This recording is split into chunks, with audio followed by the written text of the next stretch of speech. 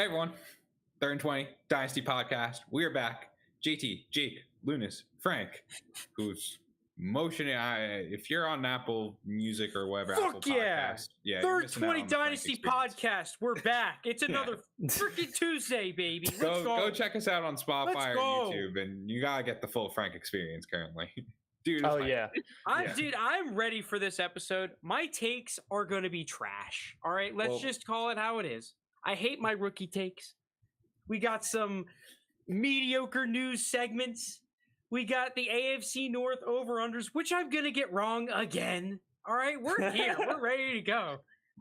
I'm back in my normal setting, and I'm ready for business. I don't know, my prison cell, I was on that couple times. Like, I'm here. I'm back. I'm ready for business. Let's just get straight down into it. News and notes. Let's ride. This one's mean, guys. For us big bone people out here, this is a tough one. The Bucs coaches are unhappy. I just put 60 seconds at the timer too. The Bucs coaches are unhappy with Leonard Fournette being at 260 pounds, which not ideal. It's a lot. I think we can Did you see the pictures? Empathize with Leonard Fournette because I think all of us have a little bit more chub than I would ideally like. The problem is that we are not NFL running backs. No. Right? There's the issue. And if we look at the track record of chubster running backs, or even just chubster offensive skill position players, not great. It's just not. So, is this actually anything to be concerned about, or is this just a bait headline? Early season, he'll lose it by the time the season comes off, and Leonard Fournette's going to be an RB1 again. Bait. Preston Lombardi, Lenny. I just think we've seen it with the Bucs organization before. They kind of just talk down about their players. I don't know. It's a weird motivation strategy, but it happens all the time. And to be honest, I'm pretty sure this was happening last year with Leonard Fournette too. I mean, he was caught, his whole struggles and everything.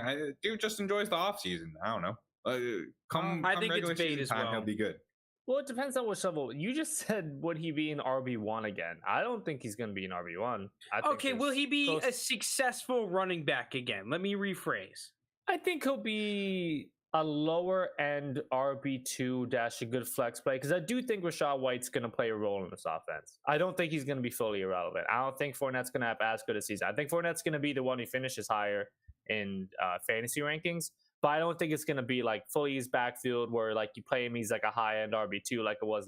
I think Rachaad White, I think, is going to be a presence in the offense. I'll say that.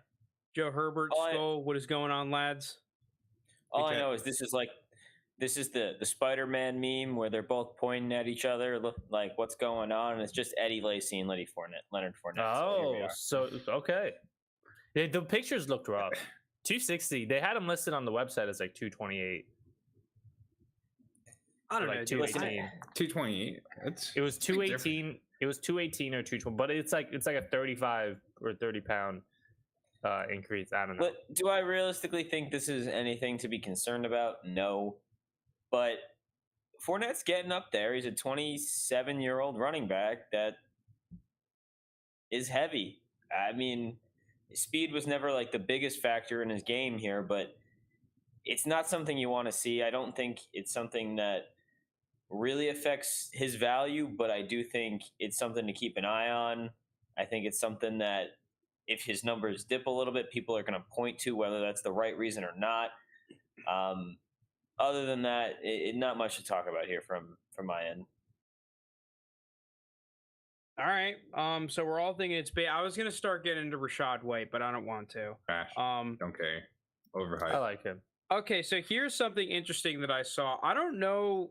I haven't been on Twitter in a while, but apparently Ian Rappaport was saying that Dobbins isn't going to be ready for week 1. I feel like he's been saying that a couple of times, excuse me. But then Dobbins apparently came out and was like, nah, dude, like, I'm going to be ready. Like, yeah, he was like, you don't know shit. He's like, I'm not even going on like PUP. I'll be ready week 1. I'll be out there. I mean, like, I guess in that situation, I believe the player because he's the one who like has known his body. I don't know about that, dude. You want to know why respond though? Why respond? Because these guys' egos are through the fucking roof. I mean, honestly, if I was an NFL player, I'd be talking shit to all the reporters too. Like, I don't care if it's legit or not. Yeah, but no one would have like shat on Dobbins for that. It just means like in a season-ending injury, he might not be ready right away. Like, quick sidetrack though. Do you remember the Keenan Allen where it was like, yes, play me? I was literally gonna bring that up. He's like, yeah, play me. I don't care if I'm on the injury report. Dude played like 20 snaps and did nothing. Yeah. It was hilarious. Just that aside.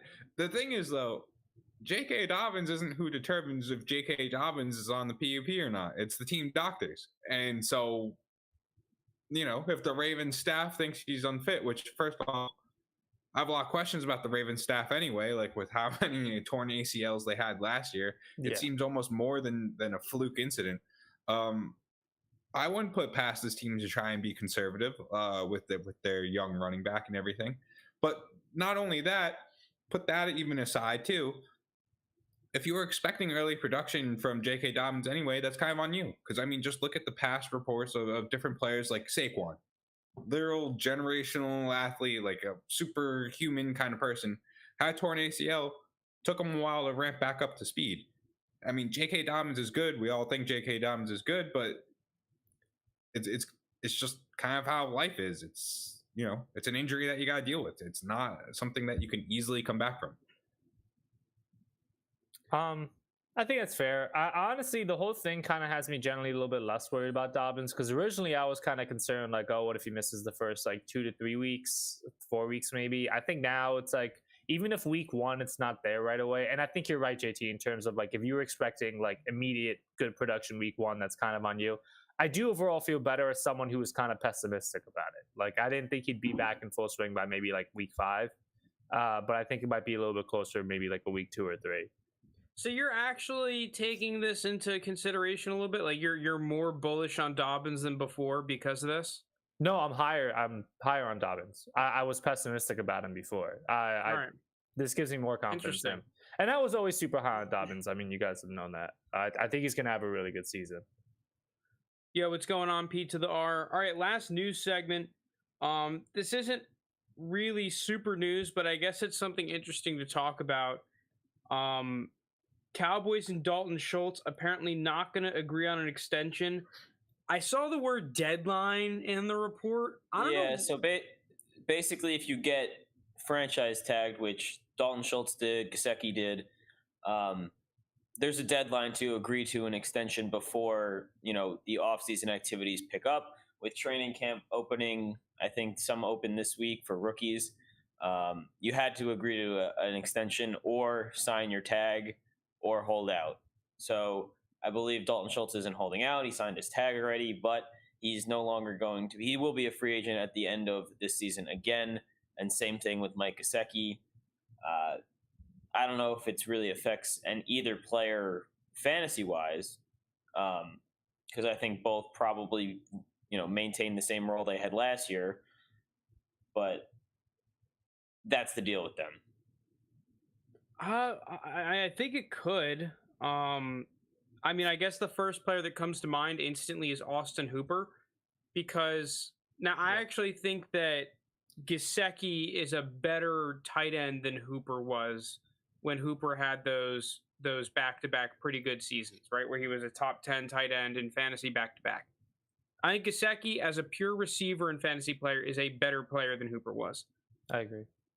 But nonetheless, you could always just end up going into a weird scenario where you're not getting that over 100 targets that it kind of takes for you to be an elite tight end.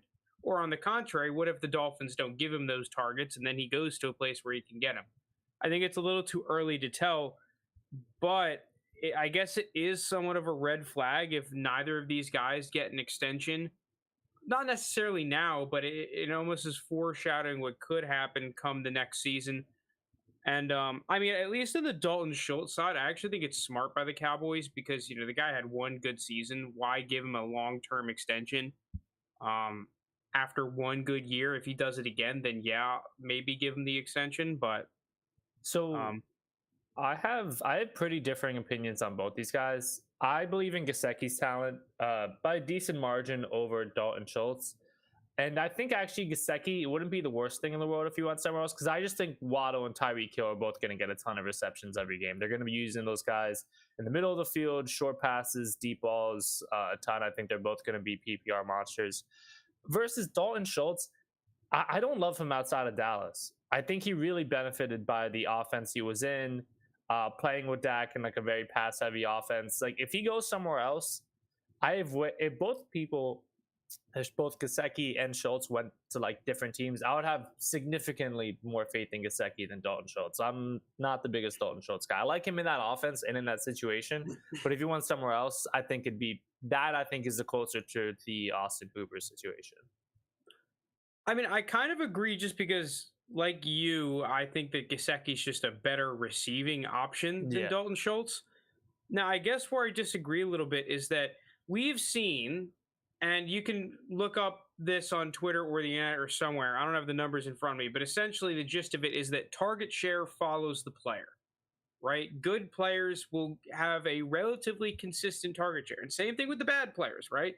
It's not really rocket science in that regard. And that's the one thing that always comes back to me with Mike Gesicki is that, yes, they added Tyreek Hill, but is that actually going to drastically change his target share from last season? I don't think so. I think it might open up more for Gesicki because now defenses are going to go, oh shit, we got to bracket Tyreek Hill on one side, send a safety over the top on the other side, and go, okay, beat us over the middle. And that's where Mike Gesicki's going to be. He's going to be right over the middle, up the seam. And we saw Tua throw that ball a lot last year without Tyreek Hill, and it's only going to open up more if Tyreek's dashing down the other sideline. So I could see Gesicki in for a big year this year and potentially leaving because of that in the Dolphins cap situation where they're going to have to pay Jalen Waddle coming up eventually. They're going to have to pay Tua if he is the guy and proves that this season. He's coming up on that extension time. So I think Gesicki would end up being the odd man out if he were to have a big year and ask for that big contract. I really struggle to see him having that big year though. Just like think of any offense that had two really good wide receivers and then try and come up with like that tight end that also had that good year. Yeah, there is. I mean, once again, right? Like the classic two's a company, three's a crowd, right? That does kind of apply to receiving options for the most part. Yes, we have seen offenses where we've had three players be significant, but it's not really consistent. I think that Broncos team with Peyton is the one that comes to mind where you had like three lead options. And then you also like on the other side where, okay, you had three guys that were good, not necessarily elite, was that Panthers team with Teddy Bridgewater a couple years ago where they had Robbie Anderson, Curtis Samuel, and DJ Moore all in the top 24 or like 25 receivers. Yeah. So I can kind of see both sides of the argument. We're like, okay, yes, there's the crowd, but at the same time, Gesicki, I think, is a good player. So he's going to get like let's say 4 or 5% less targets. I think that's a little bit drastic at the same time. I don't really know where I lie, but I can see both sides of the coin. I lie where I'm kind of with JT, where I don't think like maybe the receptions and target share expectations he's going to meet that. But I think the benefit of having Tyreek and Waddle and second year Waddle with him getting better, what you're hoping for is the fantasy production still stays decent, just off more scoring opportunities. Like if they use him in the red zone a lot because there'll be a higher scoring offense, I think that's where he can make up for it. But I don't anticipate him being like having like this great target share or a high number of receptions on that offense. I guess lastly, before we move on from this, what it seems like, I don't really know this for sure. Maybe we could pull up on Keep Trade Cut, but Dalton Schultz does have some hype, right? You can sell Dalton Schultz, it feels like, for a decent price. Yes, you're not going to be selling him for firsts, I don't think. But you can sell him for a respectable amount, right? Probably an early second. I imagine that if you offered him to a second for a single second, that trade will be accepted within 10 minutes if you were to do that across your league. So you might even be able to get more than just a random second. Mike Gesicki, on the other hand, yeah, his value is like somewhat decent on Keep Trade Cut, but I've personally tried to sell Gesicki. His value is somewhere between 112 and 201 for Dalton Schultz. So he's in a little bit of that, almost like that Kirk Cousins-y kind of, yeah, he might be worth a first, but you're not going to get a first for him unless like someone's really desperate for a tight end. Gesicki almost like that, but from the second to third round, right? I can imagine that, yeah, there will be some people that want to give up a second for Gesicki, but he's in this weird conundrum where, like, do you even want to sell him for a late second? I guess actionable advice. Is it worth just getting out on either of these players now for potentially lower than what their market value says? Schultz, yes. Gesicki, no. Because I actually, if I'm a Gesicki, I don't mind at all, and I actually might prefer if you went somewhere else. Gesicki's current value on Keep Trade Cut is pretty much identical to this year's 208, so a mid to late, second round pick, and for that price, I just can't. I think his upside is too high. Yeah. Even in this offense with the other options that we spoke about, if he leaves, he'll get probably increased target share just because he'll be going to a team that is probably tight end needy, and doesn't have the options of Tyreek Hill and Jalen Waddle. Not many teams could beat that.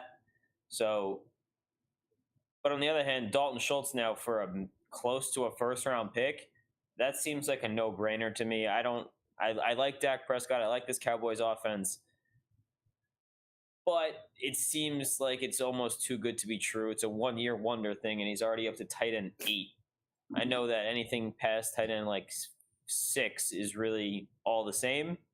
And that's the problem, is I'd rather spend the second on Gesicki than a close to a first on Dalton Schultz. Yeah, and how many times have we seen like these tight ends have like one great year and then like kind of revert back to them normal selves? Here are all the tight ends I'd rather have than both Dalton Schultz and Gesicki that are currently ranked lower than them on Keep Trade Cut. So lower than tight end 12 because Gesicki's tight end 12. Yeah, buckle up. Noah Fant, Irv Smith Jr., Trey McBride. Irv Smith? Yeah, even I don't love it, but I can't go that far. I agree with the other two, though. Hold on, we're still going. If you're looking for just points this year, Zach Ertz. I don't think David Njoku, but maybe Hunter Henry. Yeah, Brevin Jordan. Yeah, and Jelani Woods. Those are all the tight ends I'd rather have than those two. There's a lot of names I agree with there over Schultz. I don't know about over Gesicki. I just think both of them are. I think I'd take both of those guys over some of those schmucks. I think both of them. We're more likely to see both of them be around like a Gerald Everett type in 2 years than we are to see them like a Darren Waller or George Kittle. I mean, that's a big leap, but like they're currently priced closer to the top 5 than they are that like 15-20 mark. And I think both these guys are kind of just in that 15-20 mark kind of player PT, just that call it how it benefit for is. good situations. You're calling them waste lords. They are waste lords. They're waste lords who are they have a meaty price right now that you could just slide down that ladder. And, with the case of like Hunter Henry and Zach Ertz, you could just, and Noah Fant, I think you could just keep that kind of production. I think you're getting very similar production. I get Dalton Schultz was like a top, 2-3 tight end last year, but it's not happening again. I'm sorry. It's just not. He's not that good. You could keep roughly the same amount of points per game and just pick up value for free in a position where, I mean, other than Kyle Pitts, I'm really not going out and actively trying to buy many tight ends. I think Hunter Henry is like incredibly undervalued right now, but like other than Hunter Henry and Kyle Pitts, I'm not really actively going out and trying to buy many tight ends. So you could just slide down the ladder and pick up free value and keep your points the same. I don't know. That seems like a very easy, sustainable way of keeping your dynasty team running, if you ask me. All right. Well, let's get into the next segment. Bold rookie predictions. Right, I hate my rookie predictions. I don't think any of these things are happening. I've got some spicy ones. even I was like, oh wow, that's pretty bold, but like it just felt That's what awkward makes them putting it bold. otherwise. Yeah, but if I'm like that's kind of crazy, you know, it's kind of crazy because this is the I don't same think guy I've that read had yours yet. Terrace Marshall at like what I have Terrace Marshall at. Like wide Bateman- receiver 4, wide receiver Bateman 5. Bateman was 106. I forget what Terrace Marshall was in the first round for me, but I forget where. All right, well, whatever. We move on. Him being in your first round is hilarious. You know what? He's got the GOAT Baker Mayfield thrown to him now, so Ah, yes, of course. might as well. be So a when he lead has count. another bad season, whose fault is it? Baker's or his? It's look. First and foremost, I knew I had to get Baker in here somehow. First and foremost, I'm a Baker guy. Then I'm Terrace Marshall guy. So Okay, you know, so it's it would be Terrace's fault. Okay. Yeah, it's Terrace Marshall's fault if anything goes wrong. I kind of want to just run through mine really quickly, just so I can like just listen. You're that to kid the that others. presents first. You're the kid Just that to get it presents over first with and so gets it Yeah, out of set way, the yeah. expectation while there is none. People forget about it. They just remember Yeah, it for later exactly. ones. This That is was always the exactly that. strategy. It was like, let me just get mine so like the rest of the class will forget about mine and then just remember like the last couple ones. Yeah, I walked Yeah, up. My science but- project is terrible. on the flip side, though, I'm always the one that's like, oh yeah, that person had a terrible presentation. Let me go now. 'Cause Yeah, you know, it's like you give yours and you feel bad about it. It's like anyone else want to go next, and all of a sudden, like everyone raises their hand. All right, so let me my, go first Frank. one, my first one, Brian Robinson scores more than Kenneth Walker and James Cook. I don't even think this is gonna happen. Like, I just don't. But I'm just gassing my guys. I like Brian Robinson. I don't like Kenneth Walker and James Cook. Boom, bold prediction. I like it. Eagles I like don't sign Miles Sanders for Kennedy Brooks. I like Kennedy Brooks. I think Miles Sanders is kind of eh. I think the Eagles are one of those teams. It's like, pay a running back. You wish. And then lastly, this is probably the one I like the most, is that Charlie Kolar scores more than any rookie tight end this season. I'm a big Charlie Kolar guy. I think that the Ravens are going to come out and run a lot of 2 tight end sets. I feel like they're almost foreshadowing that with their lack of investment in the receiver position after trading away Hollywood. So I think that he is a guy that could come in and be sneaky productive. Joe's in chat saying bold rookie prediction: Phillips outproduces Burks on the Titans. Well, wait till you hear mine, Joe. You want to go into yours now? Yeah, all right. I'll just kick it off. Treylon Burks wins Offensive Rookie of the Year. Look, We got polar opposites right there. Titans offense. Now, I almost said Sky Moore. But I already took a future on Treylon, so I feel like I'd be a fraud if I didn't. So Treylon on a team with Robert Woods, who is coming back from, it was an ACL injury, correct? Yes. I believe so. Yeah. So we have Robert Woods, who I've said before, this is just a serious injury. Not much else on this Titans offense in terms of the passing game. I think we're going to see a very similar AJ Brown rookie season that we will with Treylon Burks. But I think this is a guy that they're just going to force feed the ball, similar to how they force feed Derrick Henry the ball. Yeah, and me and Joe, polar opposites. That's so on this one. funny. That's so funny. He put that in there. Moving along. This one was where I was like, all right, that you're getting a little crazy here, JT. Do you think but they're curing asthma by the end of the season?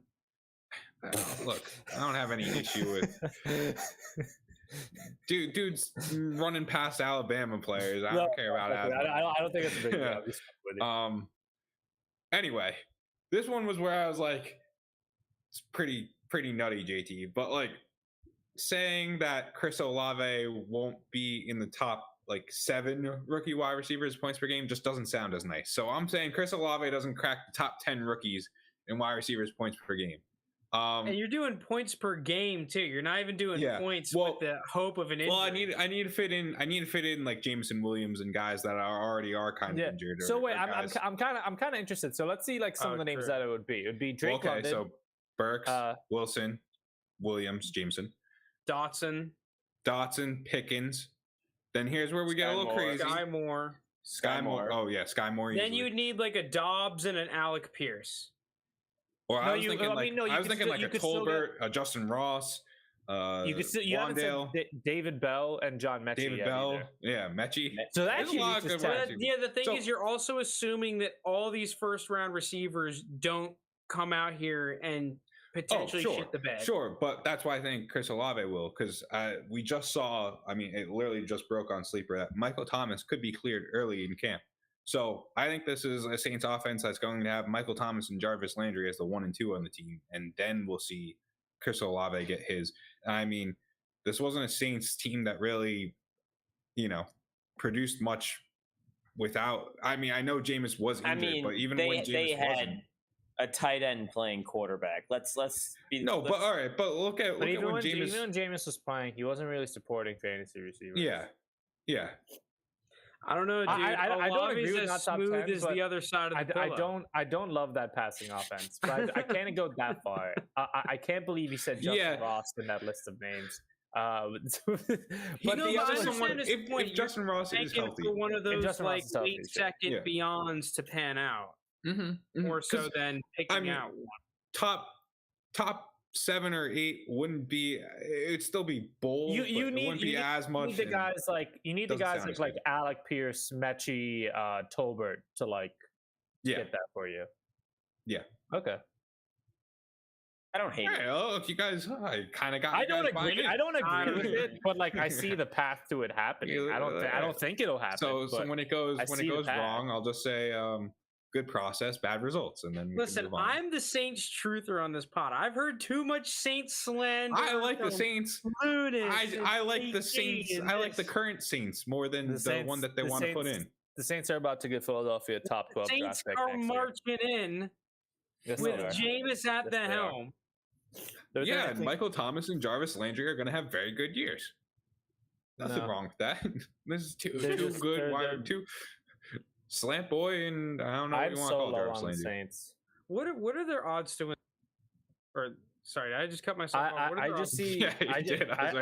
I just see like 7 and 10 written all over that team, and that's me being generous. Oh no, they have essentially 4. It's not free, but they have 4 nice games against 4 free. What 2 free wins against Falcons. Your man's against your guy? You said 4. Yeah, I said it's not free.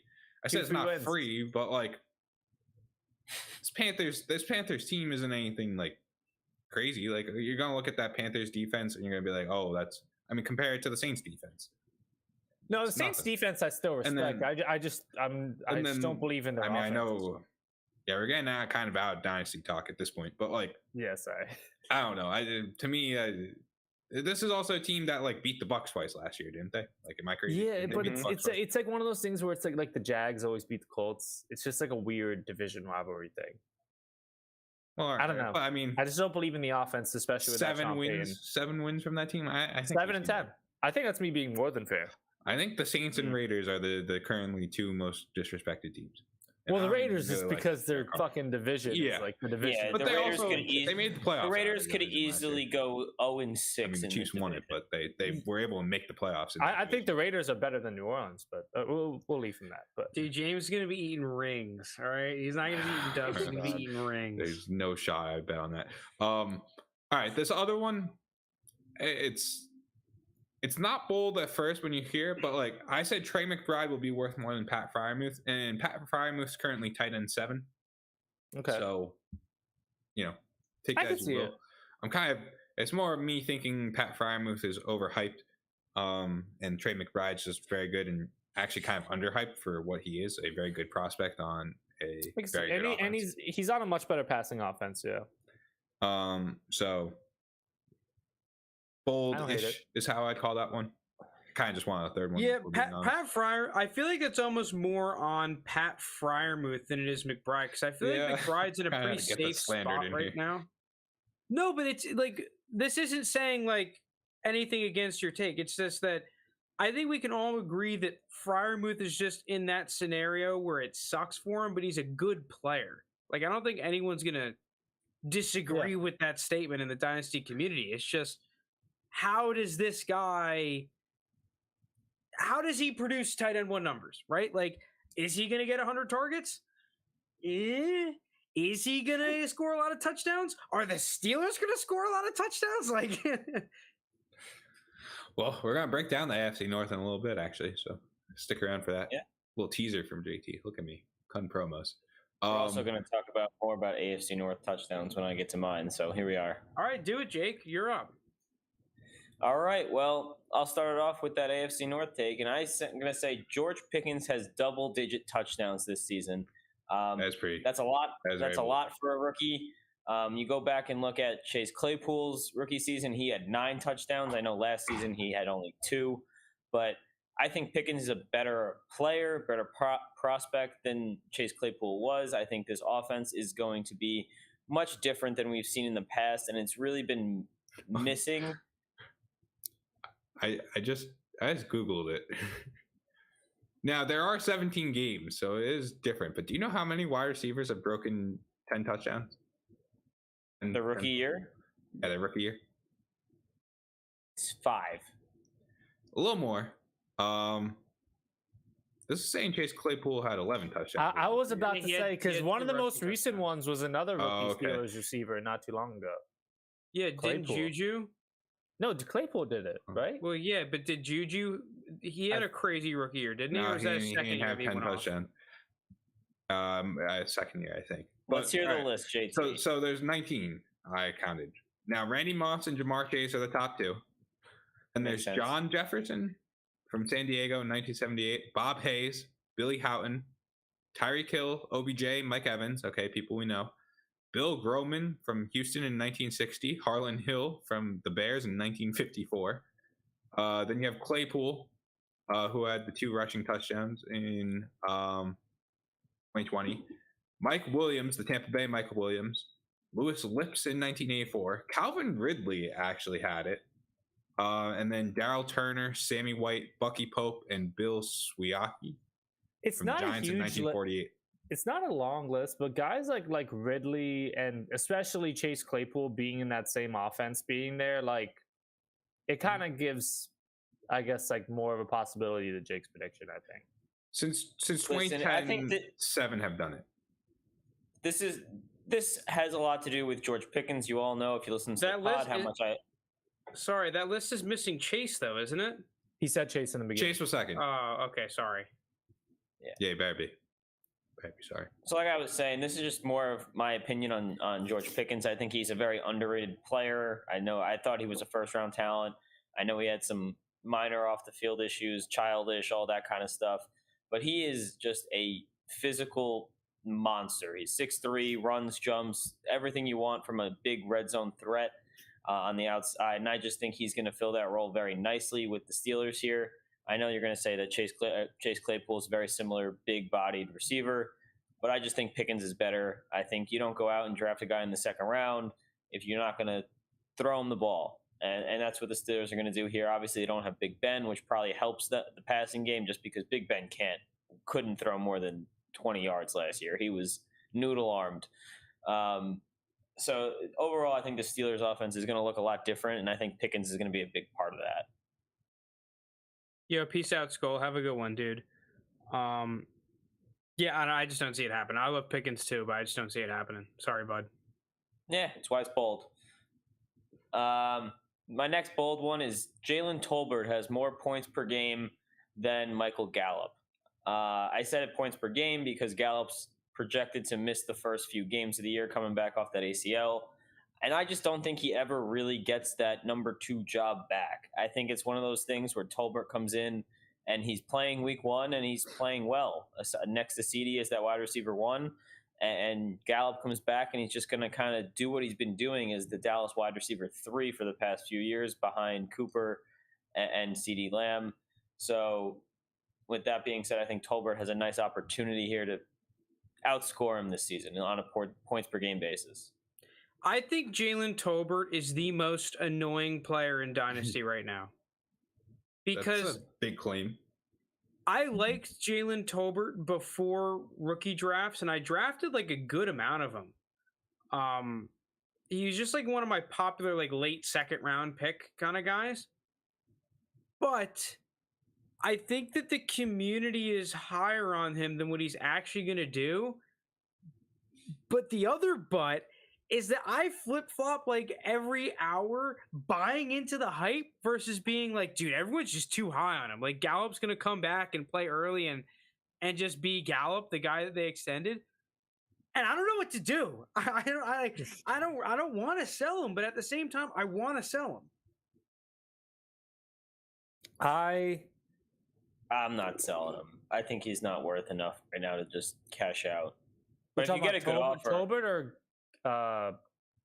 Tolbert, yeah. I wouldn't sell Tolbert. I think if you want to sell them, Tolbert, the time to do it is after like 2 or 3 weeks. Because I actually think Jake's right in terms of he's going to start the season well as a number 2 receiver.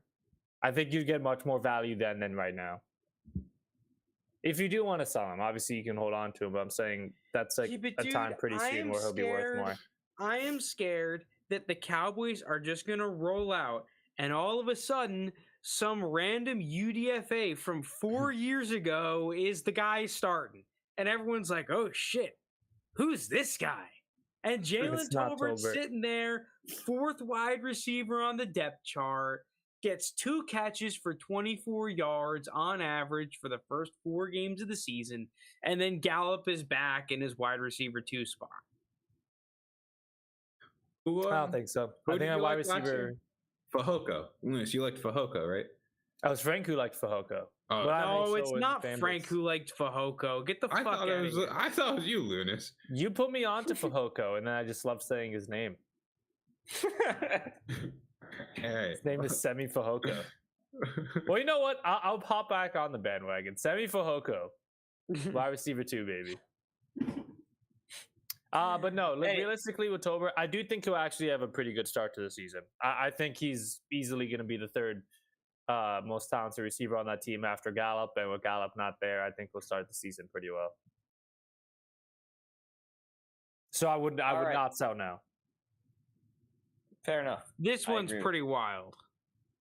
So my last one, maybe a little Giants homer bias here, but Wan'Dale Robinson breaks 1,000 yards. This one's one of the crazier ones. Giants wide receiver room is deep, but it's not good. You know, we got a lot of guys. We got, Galladay and Shepard and Slayton, and now you throw in Tony and Wan'Dale. You got a lot of guys there, but none of them are sticking out.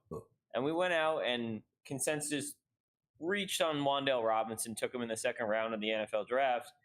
And I think that Dable and Joe Shane and they just all have a plan in mind for Wan'Dale here. I think they're going to use him very creatively, and there's really no one on this team outside of Saquon that really demands targets. I guess Kenny Galladay will a little bit, Shepard a little bit, but no one demands an excessive amount of targets like the likes of the top-end wide receivers in this league. And I just think that leaves a very nice void for Wan'Dale here. They're going to use him on screens, slants, just try to get him the ball in space. And I think he's the guy that's going to break a couple of them and, go for those long touchdowns that you want to see from the fantasy side and get those big points, big point plays.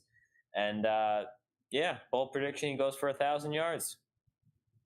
Trying to find how many rookie wide receivers that had over 1,000 yards. Yeah, I just look at the Giants and see a team where no one has 1,000 yards. I don't even think anyone gets like 850 yards. Galladay's the one I see maybe gets close to 850. Sure, if this is true, Galladay. If this is true, it's basically like just as bold, a little slightly less as bold as your George Pickens, because there are not many wide receivers that have had over 1,000 yards in their rookie season. You know what, JT? You got to go big or go home, and you went mediocre, so here we Chris are. Olave not breaking top 10 rookie wide receiver points per game seems pretty bold to me. I mean, all right. In recent years, actually, there have like Waddle, Chase, Justin Jefferson, AJ Brown have all done it. That's 4 in the past 3 years. Then you got to go back a little bit to Michael Thomas, Amari Cooper. Surprisingly, Kelvin Benjamin did it. Yeah, respect on rookie Kelvin Benjamin, bro. Yeah. OBJ, Mike Evans, Keenan Allen, AJ Green are all the ones of recent date who have done it. So, I mean, since 2011, it looks like there's been about 10. So, about 1 per year. Yeah, all since 2011, there's been 11. So, we're looking at 1 per year. So, that's very bold. All right, we're Lounis, good. take us home. Oh yeah. Okay, Lounis. mine. My first one doesn't even feel bold at this point anymore. So I Yeah, you have shouldn't. Jameson Williams is going to be a top 10 wide receiver over the last 6 weeks of the season, similar to Waddle last year. Obviously, I can't put the full year. He's not going to be healthy week 1. A lot of people say sometime between week 6, week 8. So I want to give him like 2 weeks leeway to kind of give his feet on the ground, kind of like settle into the offense. And then from there, I think it's going to be similar to what you saw with Waddle at the end of last season, just getting a lot of catches, more scoring opportunities. I envision Jameson to do the same. Sorry, my allergies are killing me. What Isaiah Pacheco runs for less than 1,800 yards. That's the Lounis bold claim. I switched it from a month to the last 6 weeks of the season. I originally had it at a month. No, I'm just remembering it was like 3 episodes ago. You're like, I got a hot take for you guys. Oh yeah, I think Elijah Mitchell's overrated. All right, he's either over or under. Go ahead, sorry, Lucas. No, you're good. This one is kind of. I thought this one was bold. I have Dameon Pierce breaking 1,000 rushing yards. I'm sorry, Marlon Mack and Rex. Well, you have Burkhead. scrimmage yards here. Scrimmage yards. Sorry, yeah. I think majority of those will be rushing. I see around like 900 of that being rushing. Rex Burkhead and Marlon Mack don't really move the needle for me. I know like the concern is how often are the Texans going to be playing from behind, how often they're going to run the ball. I just see like I don't really see many. Who are the weapons in that offense? Maybe you want to say Brandon Cooks. You want to say forget his name, Nico Collins, John Mechie. They have a couple okay receivers. I just see them being pretty dependent on him, especially with a quarterback in Davis Mills, where you're not trying to drop back like 40 times a game. And we know their coach. I'm forgetting his name off the top of my head. Their head coach, Lovie Smith. Lovie Smith, yeah. How could you forget Lovie Smith? I just forgot off the top of my head. I was about to say the guy with like now the crazy beard. Does have crazy beard. He's normally traditionally had the running game be a big part of his offense. And again, those other running backs on the teams don't move me. I've always been a Dameon Pierce fan. I know a lot of people said like, oh, why didn't he get full carries at Florida where he got like instead of like 12, 13, why didn't he get 20 plus? That happens sometimes in college. Like we saw with Josh Jacobs, a recent example. I'm not overthinking that aspect. I'm a Dameon Pierce fan. Kenneth Walker finishing a top 15 running back this season to go against Frank. Not top 15 dynasty ranking he'll be at the end of the year because I think that's a lock. I'm saying top 15 this regular season finish where we saw last year Javonte Williams, who I feel like everyone was higher on, finished RB17. I have him finishing top 15 this year. That passing offense is going to be non-existent. We know Steve Carroll likes to be run heavy when he had Russell Wilson, and now with Drew Lock and Geno Smith, Steve I think Carell. they're going to be. Did I say? Wait, what did I say? I said Steve. Michael Scott. Pete Carroll. Yeah, Michael Scott's passing offense ain't cutting it this year. I said Steve. I meant Pete Carroll. I think Dwight Schrute's in for a big year though. It's just those like office pans, like you see like DK Metcalf wide open, and then Drew Lock underthrows him. He just looks straight at the camera, and it's like one of those. But no, I think it's going to be an extremely run heavy offense.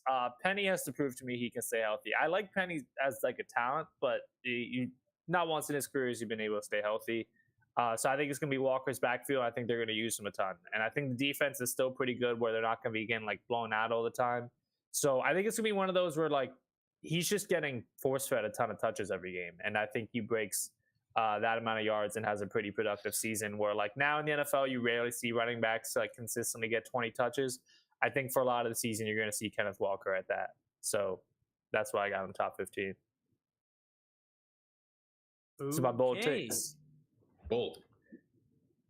I'm All here. right. Moving us along. All right, Two. hold on. I'm holding on. I can roll. I got nothing to hold on to. We got. Listen, high budget podcast. I got to get it on the screen. It's the AFC North Boom. breakdown. I'm sorry. We're here. All right, we are continuing the over-unders, and we're actually almost done. We've got AFC North on the screen. So we're doing every division. If you want to see the other divisions in particular, you can go back and look at the previous pods. We do them at the end of every episode, essentially. Yeah, we just what, have is the this like the AFC second South last left? division. I think we just have the AFC South Just left. the AFC South. So yeah, once we're done with them all, we can do like a cool thing where we look at like the entire keep trade cut list or something, like in order, and just see all the overvalued or undervalued. We can do something fun with that when we're done. But let's start it off. We've got Lamar Jackson on the Baltimore sell all Ravens. Lads, what are we feeling for this? I have a stinking suspicion it's going to be all used with a fat O on the Jake side. This was almost like Ooh, if we're doing Loon with an O. if we were doing this last year or not, if we were doing it the same how we did it last year where we had most underrated, I think I put it here for Lamar. They call me a madman. I can't say I really disagree with you too much because, dude, I feel like Lamar is like the active version of what people were drafting Mike Vick #1 overall, like that 2016 or 2015 season for the Eagles. That one Way year earlier. in redraft. That was like 2012, 2013. Was it? Oh my god. Dude, this guy has a pretty darn, if he stays healthy, a pretty darn good shot to be at like 1,000 yards or pretty darn near it rushing. Not even to mention the passing ability. QB5 and like significantly priced under some of the other top quarterbacks in the league. Basically all off longevity speculation. Yeah, I like Lamar a lot. So I put O. I was the only person to put O. I actually think QB5 is the correct ranking for him. If I had to rank the top 5-6 quarterbacks, I would just move him down a spot before I moved him up a spot.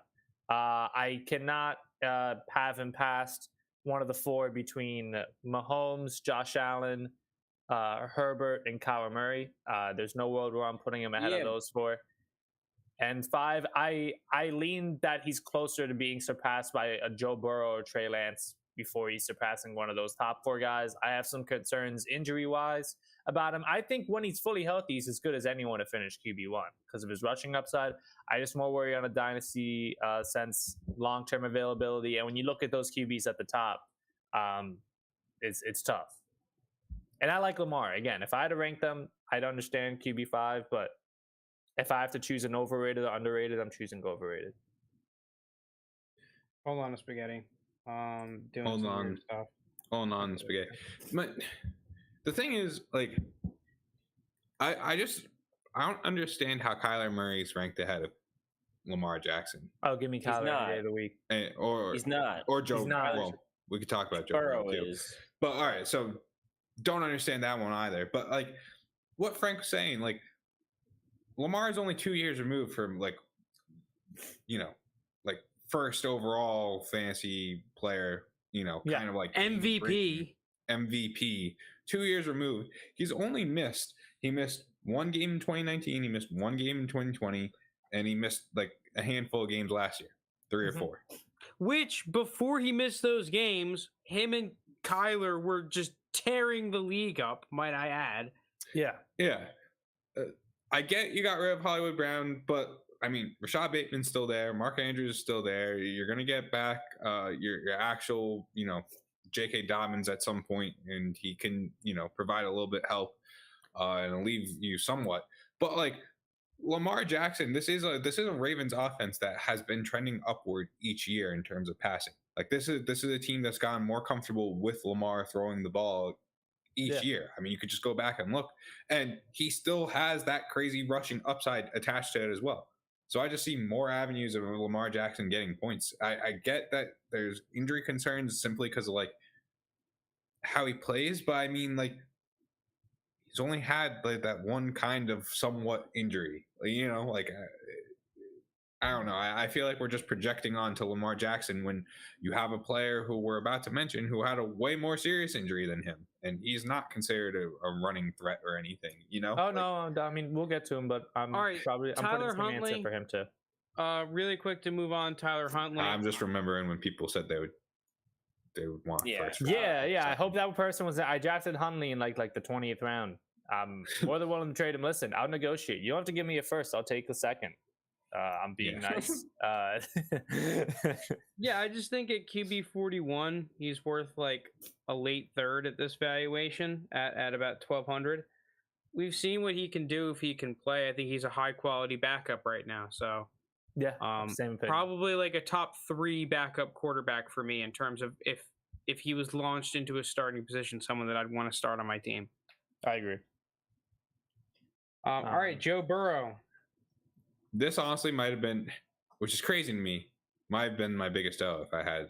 Yeah, I think it is my biggest overrated as well. I love Joe Burrow, and I think he's a guy you can really build a dynasty team around, but he's not QB4. We've already seen Kyler's ahead of him, or should be ahead of him. Lamar should be ahead of him. Trey Lance is that up-and-coming guy. You don't know what you're going to get, but definitely could pass him. There's even like the likes of, Russell Wilson and Dak Prescott, some vets here that you know what you're going to get compared to Burrow. I like him, but QB4 is really high. My issue is he had an insane year last year, right? Like, I think we all agree. Joe Burrow was like very good, like, was in the MVP conversation. So not crazily, but like very good season. He was still quarterback 7. He was 7 overall. So like, yeah, and I think he was even lower than that in points per game. Yeah, I mean probably because he did have a healthy. Like I think he was a low end quarterback 1 in points per game, and a lot of that was when I'm pretty sure towards the end of the season the Bengals kind of started going on a tear offensively. So yeah, I agree with you guys. Like to me, that's a season where a lot of things are going right. No one's really able to figure the Bengals out. To me, now the Bengals are going to be a team that these AFC coaches, when they go to sleep at night, last year and the year before, it was Mahomes and the Chiefs that people really worried about.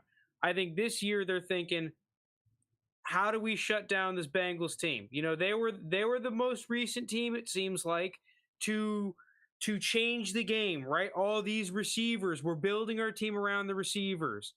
A lot of teams have followed suit. We've seen the value of receivers go up a ton.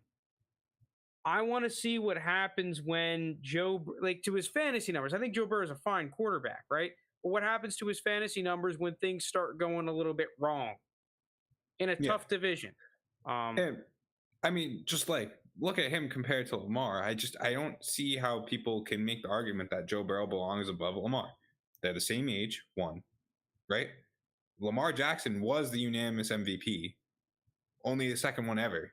Like Joe Burrow is good, sure, but then Lamar literally has game-breaking potential. It's him and it's CMC, and that's basically it right now. I mean, you can make the argument that at some point maybe Kyle Pitts can do that, like from the tight end position. Maybe Jamar Chase or Justin Jefferson can do it from the wide receiver position, but like, in terms of true game-breaking players, right now it's Lamar Jackson and Christian McCaffrey. And if you had those guys on your team, 2 years ago, they're the guys that just brought you straight to the playoffs. Joe Burrow can't do that. The only thing that you have going for Joe Burrow is longevity. But, Joe Burrow actually suffered like a major knee injury. Lamar Jackson hasn't. Yeah, but that's football. That's football. Like. But it's also Lamar Jackson hasn't. Joe Burrow has. The difference is that Burrow's not running. Burrow's not beating you with his legs. No one's saying he is. So like he's more than content doing absolutely nothing and sitting in the pocket and passing the football to Jamar Chase, T. Higgins, and whoever else is there. Tyler Boyd, all those guys. He's just content sitting there. But if Lamar's knee isn't 100%, that offense is not the same. That offense is completely different if Lamar is not Lamar. So like I do have Lamar over Burrow, but you can't tell me that long term. Yeah, I have Lamar over Burrow as well, but I'm definitely I'm health-wise concerned. Not that Lamar. concerned about Lamar. I think Lamar Jackson is more similar. We've seen this with these quarterbacks, like we saw with Cam Newton, we saw with Michael Vick. Yeah, but Lamar doesn't play the same as Cam. Lamar, I'd say, is more similar to that of Russell Wilson than he is to that of Cam Newton. And Michael What? Vick. Russell Russell Wilson was never had 10 design runs called for him a game. Yeah, okay, but that's just what's his name on Lamar. What's the Ravens' way offensive more coordinator? hits. Why can't I think of it right now? Lamar, But Greg Lamar Roman. can throw. Yeah, thank you, Greg Roman. Lamar can throw the ball like significantly better than you guys think. I think you guys No, are just I'm high on very it. I'm low just on Lamar. worried. I agree, JT. Listen, at the end of the day, I'm willing to buy Lamar at his perceived longevity discount. Like, okay, cool. Whether the longevity thing matters or not, it's priced in. So why am I concerned about it? Yeah, I think we're robbed of seeing the full healthy Hollywood Brown, Rashad Bateman, Mark Andrews passing attack from Lamar, because I think that would have been very strong. Like that would have been up there. I would have put him probably top 5 in passing attack. Now I probably drop it down a decent bit because you're moving from Hollywood to, I don't know, Devin Duvernay. Like Tylan Wallace? Who you calling their second wide? Yeah, who you calling the second wide receiver? But I don't know, guys. Maybe I'm a Lamar stan or something, because I just think you guys are doing the guy big discredit for what he can do. I agree. Burrow at 6 to 7 is about right. Yeah, I think that's about right. I've warmed up a little bit to Joe Burrow. Bad him. What did you say? You feel bad taking him and then you cut out. Yeah, sorry. I think I was lagging there. I just feel bad taking him at like 4 overall in startups, which is kind of about where he's going, like 4 or 5. And it's just, it feels way too high. It doesn't feel good being at that spot in a startup draft. Yeah, see, Robert Miller I just agree. said many of my startups. I don't think it's a terrible move. Like, I don't think it's one of those moves where it's like, oh my God, I hate it. That's the worst pick. Like, yeah, like Herbert said, it's a safe pick. Like, you kind of know what you're getting. But yeah, I just would rather take the guys that have the game breaking aspect to them, and Lamar and Kyler and those players over Joe Burrow. But yeah, it's a really interesting discussion, because I do agree with the fact that Burrow does seem like an extremely safe pick. I mean, he might just play at that level he did last year for a couple years and be that consistent low end quarterback 1 on your team. Like almost if you were buying into an early Matt Stafford, right? You could just take him, and then for the next 10 plus years, you've plopped him in your quarterback 1 spot. That would be great. That's why people draft him at 4 in startups, but I don't know. We'll see that. All right. I have a feeling we're all going to throw a U on Deshaun Watson here. Yeah. I think I've been wrong about him every way.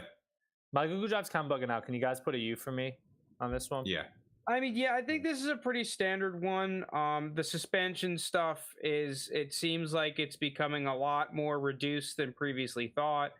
I'm not sure Keep Trade Cut is updated enough yet, because he has been on the rise again. I think Deshaun Watson should personally comfortably go back into like the top 8 dynasty quarterbacks. Yeah, I mean, I think I've been wrong every way about this so far. Like, originally I thought he wasn't going to play again. Then I was like, oh, you know, maybe he'll get suspended for a year or whatever. Now it just seems like it's 6 games, maybe. I mean, I hear there's other lawsuits that might be still coming down the pipeline and everything, and who knows. But, like, it looks like we're going to see Deshaun Watson this year, which is, I don't know, even like 3 months ago, I would have said, like, no way. I mean, just looking at the Browns, how they even structured the contract with him, I would have been like, no way.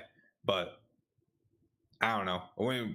Regardless of his off the field stuff, like when he's on the field playing, he's easily a top 10 quarterback, probably closer to top 5, if not in the top 5. So currently ranked quarterback 14. It's very underrated. Lounis, Jacoby Brissett, overrated, underrated? I'm all with you guys, overrated. Yeah, I might just have to say my picks, because right now my Google Drive's kind of bugging out on me. But yeah, I agree with you guys on overrated with Brissett. Yeah, Brissett. He's up to quarterback 40. People are saying he's going to be the starter for however long that Watson's obviously out. I would try to trade him and just get whatever you can on this because we've seen him be the starter. He's not an NFL starter. He's a good backup, but that's about it. And the Browns are going to struggle without Deshaun here. Yeah, I'm just not sure I'm comfortable enough starting him if he's a starting quarterback. I think that's my issue. Is that I think he's a good I think he's a good player. Like in terms of as a guy, if I needed to pick amongst all the backup quarterbacks to potentially win me a game and manage a game, I think I'd have him higher than my fantasy rankings. But unfortunately, we're here for fantasy points and basically that alone. I'm just thinking this is a tough one here. For Pickett, it is a tough one. If you guys mind, I thought it was pretty easy. I'm gonna lean overrated. Yeah, overrated on my end. I thought it was pretty easy. I think the ranking is fair though. I'm open to hear why he's not overrated, but quarterback 21 for a rookie who was picked 21st overall in a very weak draft class. I think it's 21st overall. Just doesn't scream like he's going to be long-term starting guy. I don't know, dude. I'm so confuzzled on this. I've actually you want to know why I've warmed up to Kenny Pickett? So why? One of my good buddies actually trains with Kenny Pickett, and he was saying that he's a good kid and the dude's got a fucking arm on him. Well, I mean, I'm sure he does. He was an NFL quarterback. Yeah, I'm assuming I know who you're talking about, but compare that an NFL ranked caliber quarterback to probably whoever else he's trained with. No, he's trained with a bunch of different NFL guys, quarterbacks. Really? Yeah, I forget who exactly, but I know one of them was that. Remember that Bucs dude who was a bust? Not Jameis. The guy before Jameis. Josh Freeman. Yes, Josh Freeman. I know Josh Freeman went around to IMG a little bit, and he had an arm on him too, though. I don't know. Kenny Pickett, he's ranked ahead of Tom Brady. He's ranked ahead of your guy Jameis. He's ranked ahead of Ryan Tannehill, who I think we both like. Baker Mayfield. I think it's a pretty fair value, though. I disagreed with Kenny Pickett going at 107, 108 in rookie drafts. But if you look at those players on their keep trade cut ranking, what is that? Olave and Sky Moore? I mean, they're all ahead of him by a relatively decent margin. I think at this price, at $38.33, I am comfortable taking the swing on Kenny Pickett. I just think my problem, why I have no shares of him, is that every draft I'm in, both startup and rookie draft, he's getting more value. You're paying more than this value for him. The two comments in the chat. Dude, Robert Miller's great. Jamarcus Russell has a very strong arm too. Yeah, have you guys seen that Pivot podcast with Jamarcus Russell? No. That was pretty interesting. I saw the quote. It was if you're gonna call me a bust, call me the biggest bust. Bust of all time. Yeah. Well, it's just interesting hearing his perspective here. I actually do agree with. I didn't watch the full thing. Well, part of his argument was yeah, I was not playing well, but it's not like the Raiders didn't also suck ass. Yeah, he was just listen, I wasn't doing well, but neither were the other guys. Let's be real here. He was talking about how in practice he's trying to throw a reverse and none of the guys can catch the reverse, and he's like, "Come on, man, we can't even catch a reverse. How do you expect us to win games?" I want to check that out. That seems like a funny interview. Yeah. All right. Well, with moving these on next two, JT might fill me out. Both overrated. Oh, get out of here, Maserati Mitch, baby. He's back and he's better than ever. Back in a starting role for at least a few games. for at least a few games. I think he's But a high level backup. I mean, I think he's a great NFL backup. I think he's a guy that's going to stick around for a long time in the NFL as a backup. As a bridge quarterback right now for Kenny Pickett, I actually like him. I think this offense with Mitch is going to be interesting. I hope they just let Mitch be Mitch. Let him get out of the pocket. Let him move. Let him do what he does. Don't make him a pocket passer, because then you just have a repeat of Chicago all over again, and that's just not what we want here. Obviously, passing the ball, I like the Steelers receiving game options, and Freiermuth with the tight end, Deontay Johnson, George Pickens, Claypool. They got a lot of guys in the passing game that can benefit, and of course they have Najee Harris behind them. That's going to take a lot of the pressure off Mitch, which is great. I think he comes out and has a good first 6-7 games, and I don't really know if he plays poor enough to really make a switch here. I think the Steelers would be pretty content just saying, we're winning games, Mitch is playing well, let's ride with him. I guess the reason I have a U on Mitch is for a lot of the reasons that Jake said, and I think that the Matt Canada offense will actually do Mitch a lot of favors and will kind of play to a lot of his strengths, a heavy RPO scheme.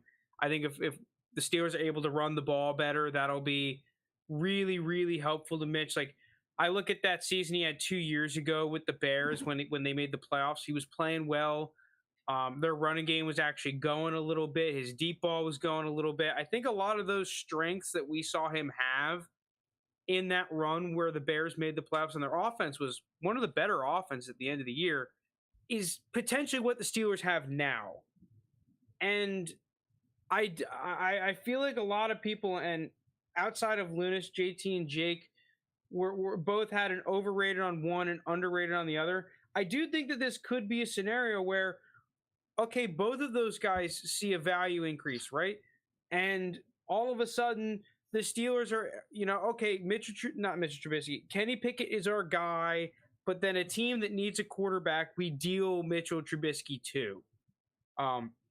With the wildness of the potential quarterback carousel next year, even though there is a good quarterback class, I do think it could be another potential scenario where we just see more spots than good quarterbacks available. And compared to a lot of the other potential free agent-y and trade target-esque type quarterbacks, if Mitchell Trubisky comes out here and goes over 500 with the Steelers, how many quarterbacks that are going to be available are realistically better than Mitchell Trubisky for the price that you're going to pay? So I do think that, like, even if he's not a starter for the Steelers next year, he could be a starter for a team like the Giants if they go out and play a little bit better than expected and can't land one of the top quarterbacks, or a team like the Bucs potentially. He goes in and gets a shot with them, something along those lines. All that, but I also have a bold prediction in that. Add to the list. I think Mitch Trubisky plays the full season this year. I love it. Ooh, I mean, the plan was for, Justin Fields to sit the whole season. The plan was for Trey Lance to sit the whole season. I mean, Trey Lance did most of the season. I don't think the Chargers really expected, Justin Herbert to come in as quickly as he did. It took Tyrod Taylor getting hurt. Same thing with Baker Mayfield. It took Tyrod Taylor getting hurt. I think it's really going to be an injury that we see Kenny Pickett get in more than anything. Like, this is a Steelers team that, like, they're not as competitive as I would say the Ravens or it's a very competitive AFC North division, right? Like, I mean, just looking across, you have the Browns, who now have Deshaun, you have the Bengals, who were just in the Super Bowl, and you have the Ravens, who with Lamar back should also be another contender. But this is a Steelers team that also, like, they're not slouches. Like, they have, like, Defensive Player of the Year, TJ Watt. Like, they have a solid team. I think it's the offense is just better than last year, objectively, like across the board. Yeah. So, I mean, with that kind of competitive team, and you have Mitch Trubisky there, who is, like, he's serviceable. Like, I think I like Mitch. This is another hot take. JT hot takes just firing him away. I think I like Mitch Trubisky more than Jimmy G, if we're being honest. Like, just in terms of pure player. Wow, JT, you're really just jiving with me today. Well, I mean, Lounis is muted. I don't know if. Oh, I was gonna say you might be the Mitch guy on the podcast now. Well, I'm just a Jimmy G hater if we're getting to the bottom of it. Look. Jimmy G is surrounded Super Bowl playoff potential. Mitch Trubisky was in Chicago. There's not a lot that we could do in Chicago. I get he had the gap year with Buffalo and everything. Who knows how he's going to come back? But Mitch Trubisky is not like a horrific quarterback. I mean, I agree. I think he got a little bit too much hate come the end of his tenure. I just think he's a better quarterback than a lot of people give him credit, just because of simply how bad things went in Chicago. But let's not pretend like they weren't a double doink away from going, to the next round of the playoffs. They were a good team. I don't know, guys. I think a team like Kenny Pickett, who I think Joe was in chat saying it took him 5 years to start, to get to the NFL. Who's to say it's not going to take him a little longer to start? I'm sorry, I know I went on a quick tangent there, but I don't know. I think Mitch Trubisky kind of underrated at this point. Sorry, throwing a lot out there. A lot of takes out there. I'm sorry. Moving on. J.K. Dobbins. I think. JT, can you put a U for me for these first two? Okay, I was going to say I think we're going to say overrated for J.K. Dobbins, and then you just kind of. I think J.K. Dobbins is pretty fairly valued. I mean, RB13 I think is a little bit misleading because there's a huge tier of running backs that are essentially all the same value from RB 10 or 9 that. I think Dalvin Cook might be the leader. He was for a little bit of the offseason, all the way down to essentially David Montgomery. I mean, they're all within 150, 200 points of each other. Yeah, I mean, realistically, you could probably, depending on who's in your league and who likes who, you could probably trade each of them for, you could probably do 1-for-1 trades with most of these guys. Just depends on preferences. I think with that being said, personally, I do see the concerns with the potential short-term outlook of J.K. Dobbins underperforming. But all in all, I just think he's a really good runner in between the tackles. I think that he's a dude that we've seen the Ravens use a lot in the red zone and relatively creatively. I think I'm changing my opinion. I just think that Greg Roman is going to be a guy to really get some good usage, and I can easily see 1,100, 1,200 rushing yard season with 10, 11 touchdowns for a guy like J.K. Dobbins when fully healthy, playing the entire year and being a low-end RB1 relatively consistently. I completely agree, and I think playing with Lamar Jackson in this offense only helps him. We've seen how Lamar has helped running backs. Yep, Mark Ingram have kind of a huge bounce back year, and some other guys. I'm all in on J.K. Dobbins. All right, so Jake, you're the only overrated. I mean, do you want to defend your case, or is it just kind of the short-term stuff kind of scaring you? A little bit of the short-term stuff, not really. I just think the tier below him, you have a lot of guys that, you have the Alvin Kamaras and the Aaron Jones and the Zekes and all these guys that have had the RB1 seasons that, you're still projecting here with Dobbins. We've seen him do it the end of his rookie year. Obviously, he was out last year, but you're projecting a lot. And at the end of the day, Lamar is going to take a lot of the rushing touchdowns in the red zone. He's going to take a lot of the rushing attempts in general. I know this team runs the ball more than any in football, so Dobbins is going to get his carries. I'm not saying he's not. But this offense as a whole spreads the carries out pretty evenly. I think you're going to see Gus Edwards get touches. I think you're going to see who's the other guy in this offense? That Mike Davis is probably going to get some touches just because he's a veteran guy that they trust to be on the field. I just think this guy he's good, but I think running back 13 is a little high. I would probably have him down a little lower, around 15, 16, around in there. Dropping down a couple spots. I would like to see some of the vets get the respect that they've earned. I know that Dynasty is a game of time and age isn't on your side here, but you guys got guys like Kamara that have just been absolute studs for years, and I don't really see it changing in the next 2. And I think I'd rather have Kamara than Dobbins right now, even with the suspension of Kamara pending. So, can I do a quick exercise with you guys? Because these are 3 young running backs. All have had big injuries. I want to see how you guys would rank them. Dobbins, ETN, and Akers. Akers, Dobbins, ETN. I'm going Dobbins first. It's ETN versus Akers, which is hard for me. Because both of those on the injuries are same brutal. tier for me, man. Like, Because I think those 3 are kind of grouped together, where it's like young running backs people are high on. There are some injury concerns. I'd say Dobbins a little bit less because it's ACL versus Achilles and the I'm forgetting the Lounis Frank. Frank, but that's been a serious injury before. But all 3 like 23 years old in their athletic prime. I just went back and forth like 3 times in my head, but I think I'm gonna go with Dobbins, Akers, ETN.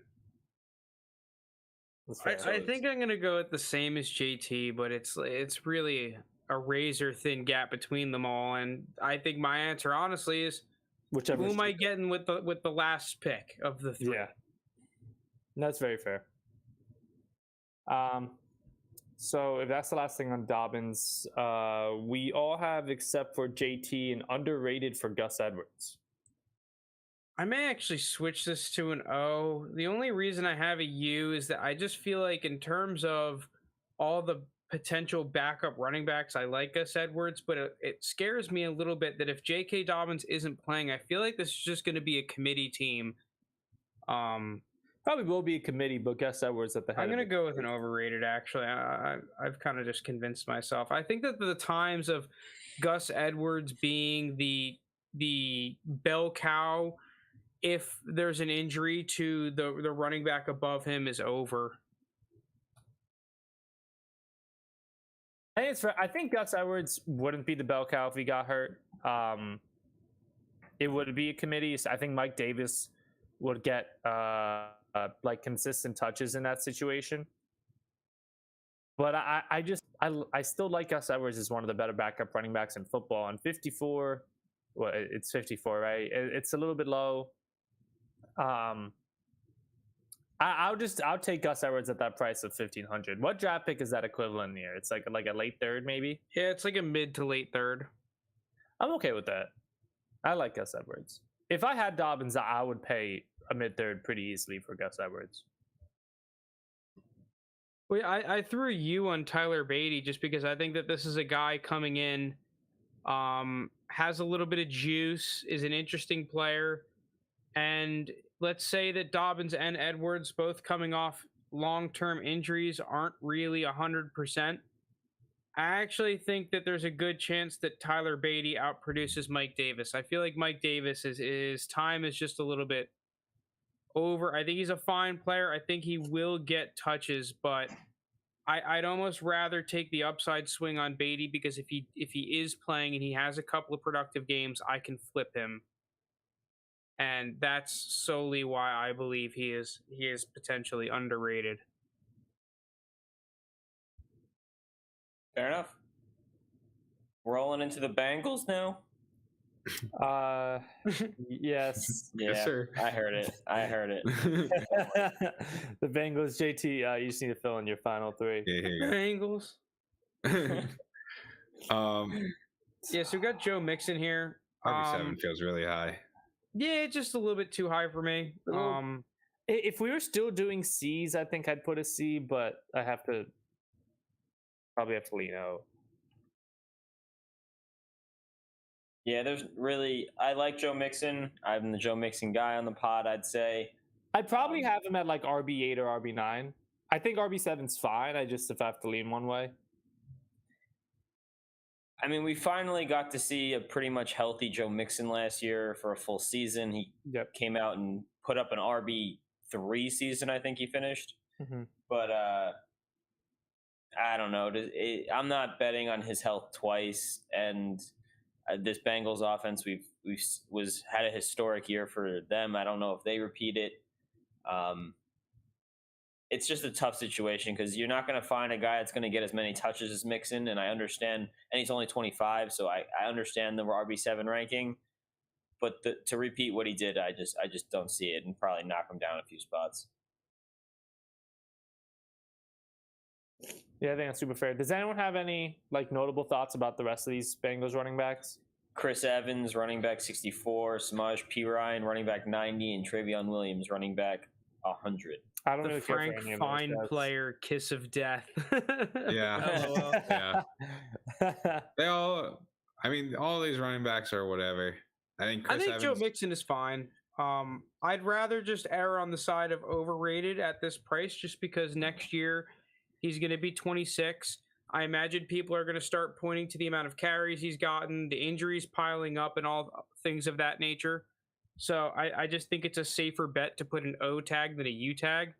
But I don't hate Joe Mixon at RB7, to be completely honest with you. I didn't like Joe Mixon a lot last year, but I think I was just being a little bit too harsh on all the Bengals because I actually thought that Joe Mixon was a really talented player and was a guy that, like, when you watch the Bengals games back, you could just see that their offensive line was consistently dog shit, like horrible. And he was breaking tons of tackles. It just wasn't really, you break a tackle 2 yards in your own backfield and you get 4 yards after contact. It's a 2-run. Now, let's say you're breaking a tackle a yard down the field with the 4 yards after contact. That's a 5-yard run, right? You can see how the points start to add up now, especially with the threat of the passing game. But I think the one thing that does concern me about Mixon, like he had like 15 or 16 touchdowns last year. It's a lot. I think that was like double what he had previously, his career high, which is a little bit sketch to, when you start, you mentioned the word touchdown regression and all of a sudden it's like, is this guy going to have 16 touchdowns again? That's a lot. Yeah, I definitely move him down before I move him up. And then the rest of the guys are just whatever to me. Chris Evans I liked as like a speculative ad, but like, can't even play him over Samaj P. Ryan, so whatever. The thing that scares me is that, like, okay, I don't really hate any of these backup running backs at their price. I'm just scared that, like, let's say Mixon does go down. I think all these guys are just gonna suck. Yeah, probably. Right, I just think all of a sudden you get the Bengals with Joe Burrow throwing the ball 60 times a game instead of like trying to use these schmucks. I designed this to specifically upset Jake, but here are my Browns.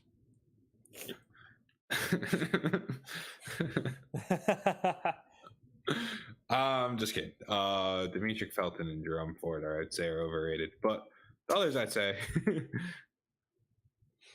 Oh man. Yeah, I still really like Nick Chubb and Kareem Hunt.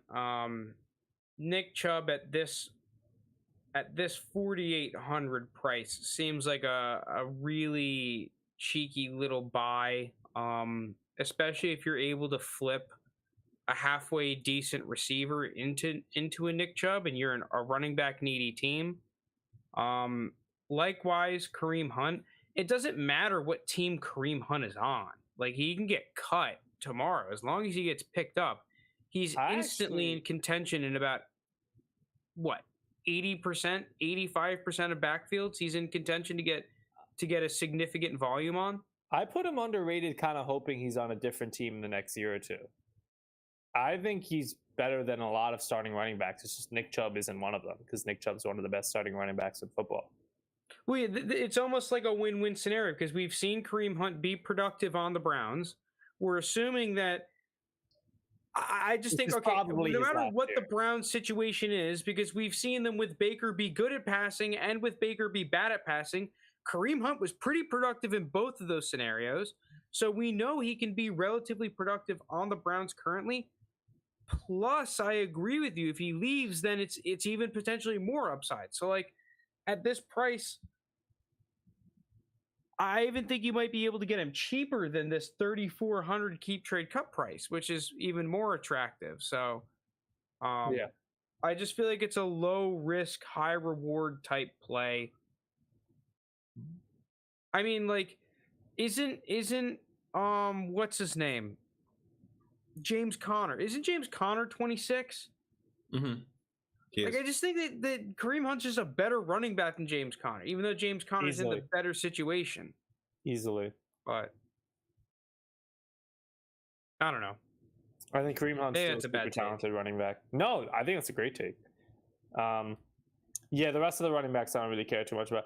Actually, you know what? I'll put underrated. Dearness Johnson he played very well for himself, filling in when Chubb was out, and I think Kareem Hunt was also out, so he was the main back there. He filled in very nicely. I don't know if that's just the scheme and it works, but either way, I think he's earned himself to be better than running back 63. So I don't know. Yeah. I think he's cooked. He's cooked. Yeah, I think he's cooked at the old age of 26. Just cool. You had one or two good games behind arguably the best O-line in football. I don't care. Don't care. Don't care. Najee at RB3. Yeah, I imagine I'm gonna be on an island over here. Frank, I don't want to say I have Najee as a top 5 dynasty running back. I just would easily move him to 4 or 5 before I move him to 2. The Steelers just told us they're not going to use Najee as much as they have. So, like, how are we going to say he's ranked higher? Really, that's my. I don't know where you heard that. I think this dude's about to get fed. I think that. I think Najee himself said they're not going to use me as much. Najee Harris finishes RB1 in the season next year. Oh, God, get out of here. Here. Najee Harris expects more rest this year. Harris doesn't expect to get quite as much playing time this upcoming season, but he did say he'll still be on the field a lot. Blah, blah, blah, blah, blah. I will be on the field a lot, but on certain downs, I will not be on the field, said Harris. Just pick my spots, I guess. Extra rest. I mean, his whole thing is bell cow. He was a bell cow. He finished as running back 4 overall. You want to know what we call that, JT? The classic bait and switch. The bait and switch. The classic Miles Sanders. Don't draft me. Yeah. Dude's telling us, hey, I'm not going to be on the field as much. And we're like, you go out and get him, Najee. No, he's trying to...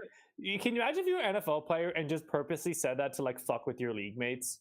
Like, your fantasy leagues with, like, your friends? Well, I know, like, Aaron Jones is big. Or is it A.J. Dillon? One of the 2 Packers. Aaron Jones, is actually, like, very big into fantasy. I think the Rams should deal for Hunt because Akers is toast. That's a they already have Darrell Henderson. They already have Darrell Henderson.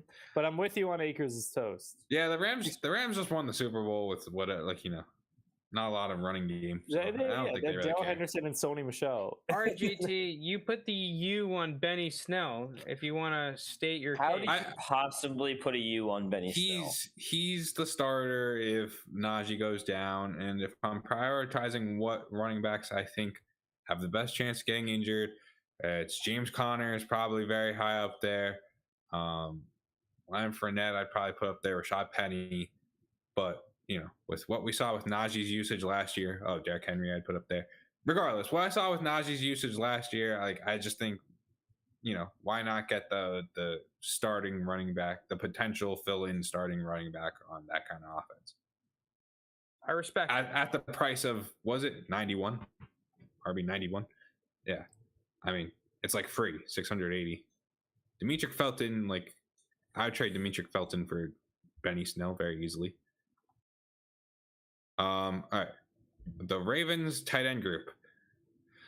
I almost put underrated across the board. The Josh Oliver, I just can't buy into anymore. Dude's always hurt. I always have him on waivers. I'm essentially opposite. Man, you have a U on Mark Andrews. I like Mark Andrews a lot. It's just I do too. He's just the only other young. I would have definitely had an O if Hollywood Brown was still there, but Hollywood Brown's not there, and I think he's in line again for another very good year. There aren't many good young tight ends. It's basically just Kyle Pitts, Mark Andrews. If you want to argue TJ Hawkinson, I'm here. I'll listen to it, I guess, but whatever. No fan, whatever. They haven't shown us yet. I think Mark Andrews at this price is very reasonable. Okay, that's fair. Isaiah Likely, I kind of wanted to put an overrated on like you guys, but part of me is still like, Honestly, I really overrated liked because him I'm on higher Coastal. on Kohler. Same. I think it might be who was it? It just was doesn't Boyle. make sense. What was Boyle's name? Nick Boyle. Nick Boyle. Boyle, the GOAT. Yeah. What were you gonna say, Jake? Go ahead. It just doesn't make sense that Likely is tight end 39 and almost 700 keep trade cut points ahead of Kohler. It just doesn't make sense. Yeah, I think both of them are underrated more than I think this is like what Frank was kind of warning us about with the don't just look at this one guy kind of thing. I think Likely, I really liked his body of work at Coastal. I think his combine didn't come in nearly as good as people expected it to.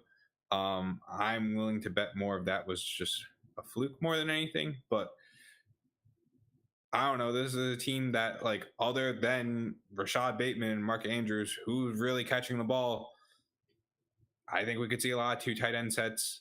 Maybe these guys get on the field. One of these guys gets traded and goes somewhere else and ends up being kind of like a priority ad. I think it's all within the cards, and at the price of, what's 1,000 points, like a late third, early fourth. Yeah, if that. Yeah. I think that's more than reasonable. Well, yeah, if you have a 4th and a 5th in a rookie draft, you could easily pick up this little stack, throw them on the taxi, and pray that the second tight end is getting some targets. Yeah. I don't really have much else. Charlie Kohler, he was one of my top tight ends coming out. Didn't really get drafted high or anything, but I still like him. Very good yards per route run, which you like to see. Moving along, you guys are all just speeding ahead of me. I'll just toss my in here. The rest of these tight ends, we have near consensus except for JT. Yeah, we're pretty close to consensus. We all have an JT. Underrated tag on Hayden Hurst here, which I think it makes sense. He slides into now the starting tight end role in Cincinnati. Obviously, they have a ton of wide receivers and didn't really use their tight end a whole lot last year with CJ Uzama. But I think Hayden Hurst can slide in here and do a pretty nice job. He's currently tight end 30. I think it's a little too low. Probably move him up. I think he can be just as good as any of these other waste lord tight ends that do the same thing and are all touchdown dependent. So with that being said, he's underrated. No, I'm with you. Drew Sample, all have overrated. I just don't think he's going to get enough volume there. David Njoku, we all have as overrated except you, JT. You guys all not being David Njoku guys has me like wondering, but like, I mean, he got a new contract in Cleveland, right? Like he just signed for. Now, I'm not going to be that guy that's like follow the money or whatever, but like he's presumably the starting tight end on this Cleveland roster with Deshaun Watson coming in, and it's Amari Cooper, it's David Bell, who's a rookie, like Donovan People-Jones, who's kind of Anthony Schwartz, who's a field burner kind of thing. Like I think there's a solid potential for, and we've seen, I mean, it might just be Baker, but we've seen this Browns team incorporate the tight ends a lot. Maybe this is the year that Njoku actually is like really good.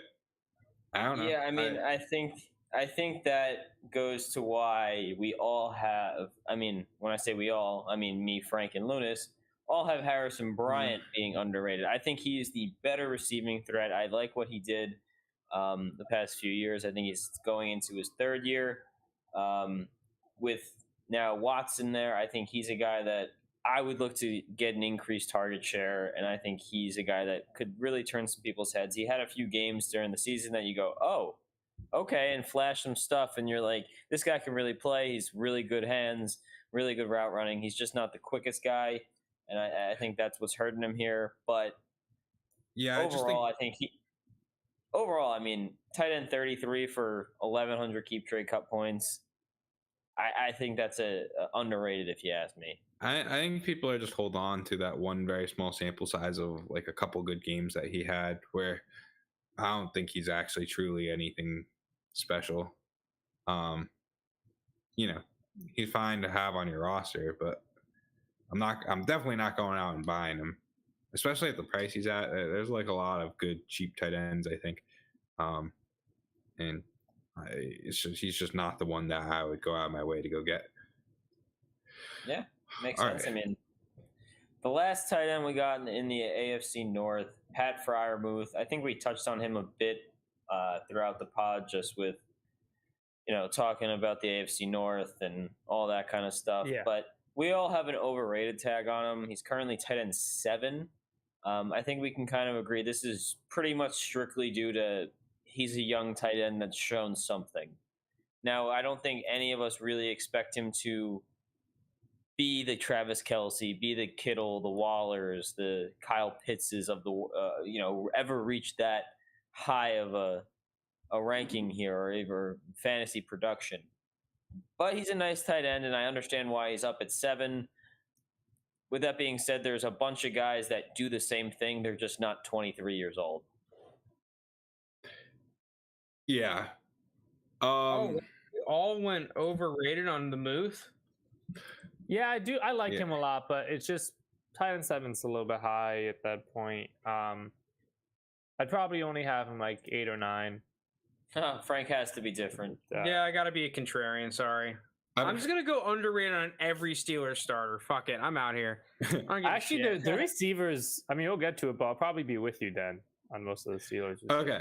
This guy tweeted out at Dalton Guru FF, Dalton Cates tweeted out, just made a dynasty trade. Received Kyle Pitts, Amari Rogers. Sent Tony Pollard, Pat Freiermuth, 2023 first, 2023 second. Be serious. Oh, the Kyle Pitts side is robbery. Yeah. That's what I would have said too. But the replies were like, Say it again. He got Kyle Pitts and Amari Rogers, which like whatever, Amari Rogers. Okay. He sent Tony Pollard, Pat Freiermuth, 2023 first, 2023 second. No saying where it is, but that's easy. Give me Pitts. Unless like, I don't know, if you're like promising me that 2023 first is like a top 2 pick. Like that's what I'm saying. Even if it's top 5, the top 5 is good, but I don't know if you'll ever find if there's going to be a guy like Pitts, but still. This guy saying Muth might be close to Pitts, so you might have lost the trade, bud. Muth is not. This guy LMAO, you lost this deal by a long shot. Muth is not close to Pitts. I like Freiermuth. I was just so surprised. I might make people are some saying trades stuff like that. Pitts. Kyle Pitts is a fucking alien. Yeah, I was gonna say I might have to send some offers for Pitts. Yeah, it might be time to trade Pitts is a fucking into Kyle Pitts. Alien. He's unicorn, Lounis. Unicorn. Yeah. I like alien more. We don't use that term since Kristaps Porzingis, so it's fine. Yeah. Oh, he doesn't count. He was never a true unicorn. No. He's like a donkey. All right. Donkey with a party hat on his head. Definitely not a spider. Not a spider. All right. The Ravens wide receivers. This is where I think Jake goes, and he finally says, "Sell all Ravens." Can I emphasize this enough? Over. All these guys. Oh, the only one I'd ever consider being underrated is Tylan Wallace. I think he has an outside chance. Okay. Outside chance of anything, but all overrated. Do you know the receivers that Bateman is ahead of? It's insane to me. It's absolutely idiocracy. Rashad Bateman. I think Bateman is pretty fairly priced right now, to be completely honest with you. During the pod, he's jumped up to wide receiver 20, but let's just say 21. Like, you're putting him ahead of guys like, let's see, Jamison Williams, Devontae Smith, Hollywood, Elijah Moore, Chris Godwin, Treylon Burks, Cortland Sutton. The only one I definitely not have Bateman over was Hollywood Brown. I take most of his. Would you take Bateman over Treylon?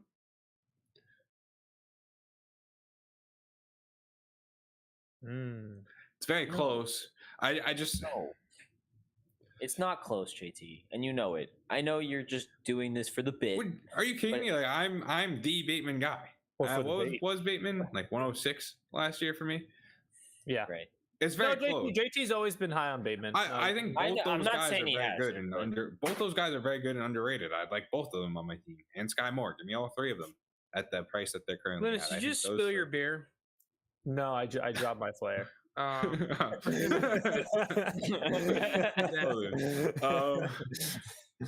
Yeah, he knocked me off my game there. But Bateman is going to be, like, without a doubt, the lead wide receiver on this team. And I think he's got a chance to put up, 20-something%, not 25%, but like 21-22% target share in a fully healthy season. That's easily top 24 wide receiver potential. That's easily top 24. Yeah, he might catch And he's one young. of the 4 passes that they attempt this season. Yeah, okay. Did you look at you keep saying this about the Ravens, but you don't look at their passing stats. They actually pass the ball like a decent amount. Pass attempts by team. We'll see. Now you I have- don't like hate Bateman. I don't think he's like trash. I don't have him above. I wouldn't take an expired gallon. I would take an expired gallon of milk over Treylon Burks. Damn, Hey. Joe Herbert, the Treylon hate is real, dude. 2021. I think if this is right, 2021, Baltimore was 9th in the league in pass attempts per game. I don't care. I'm just.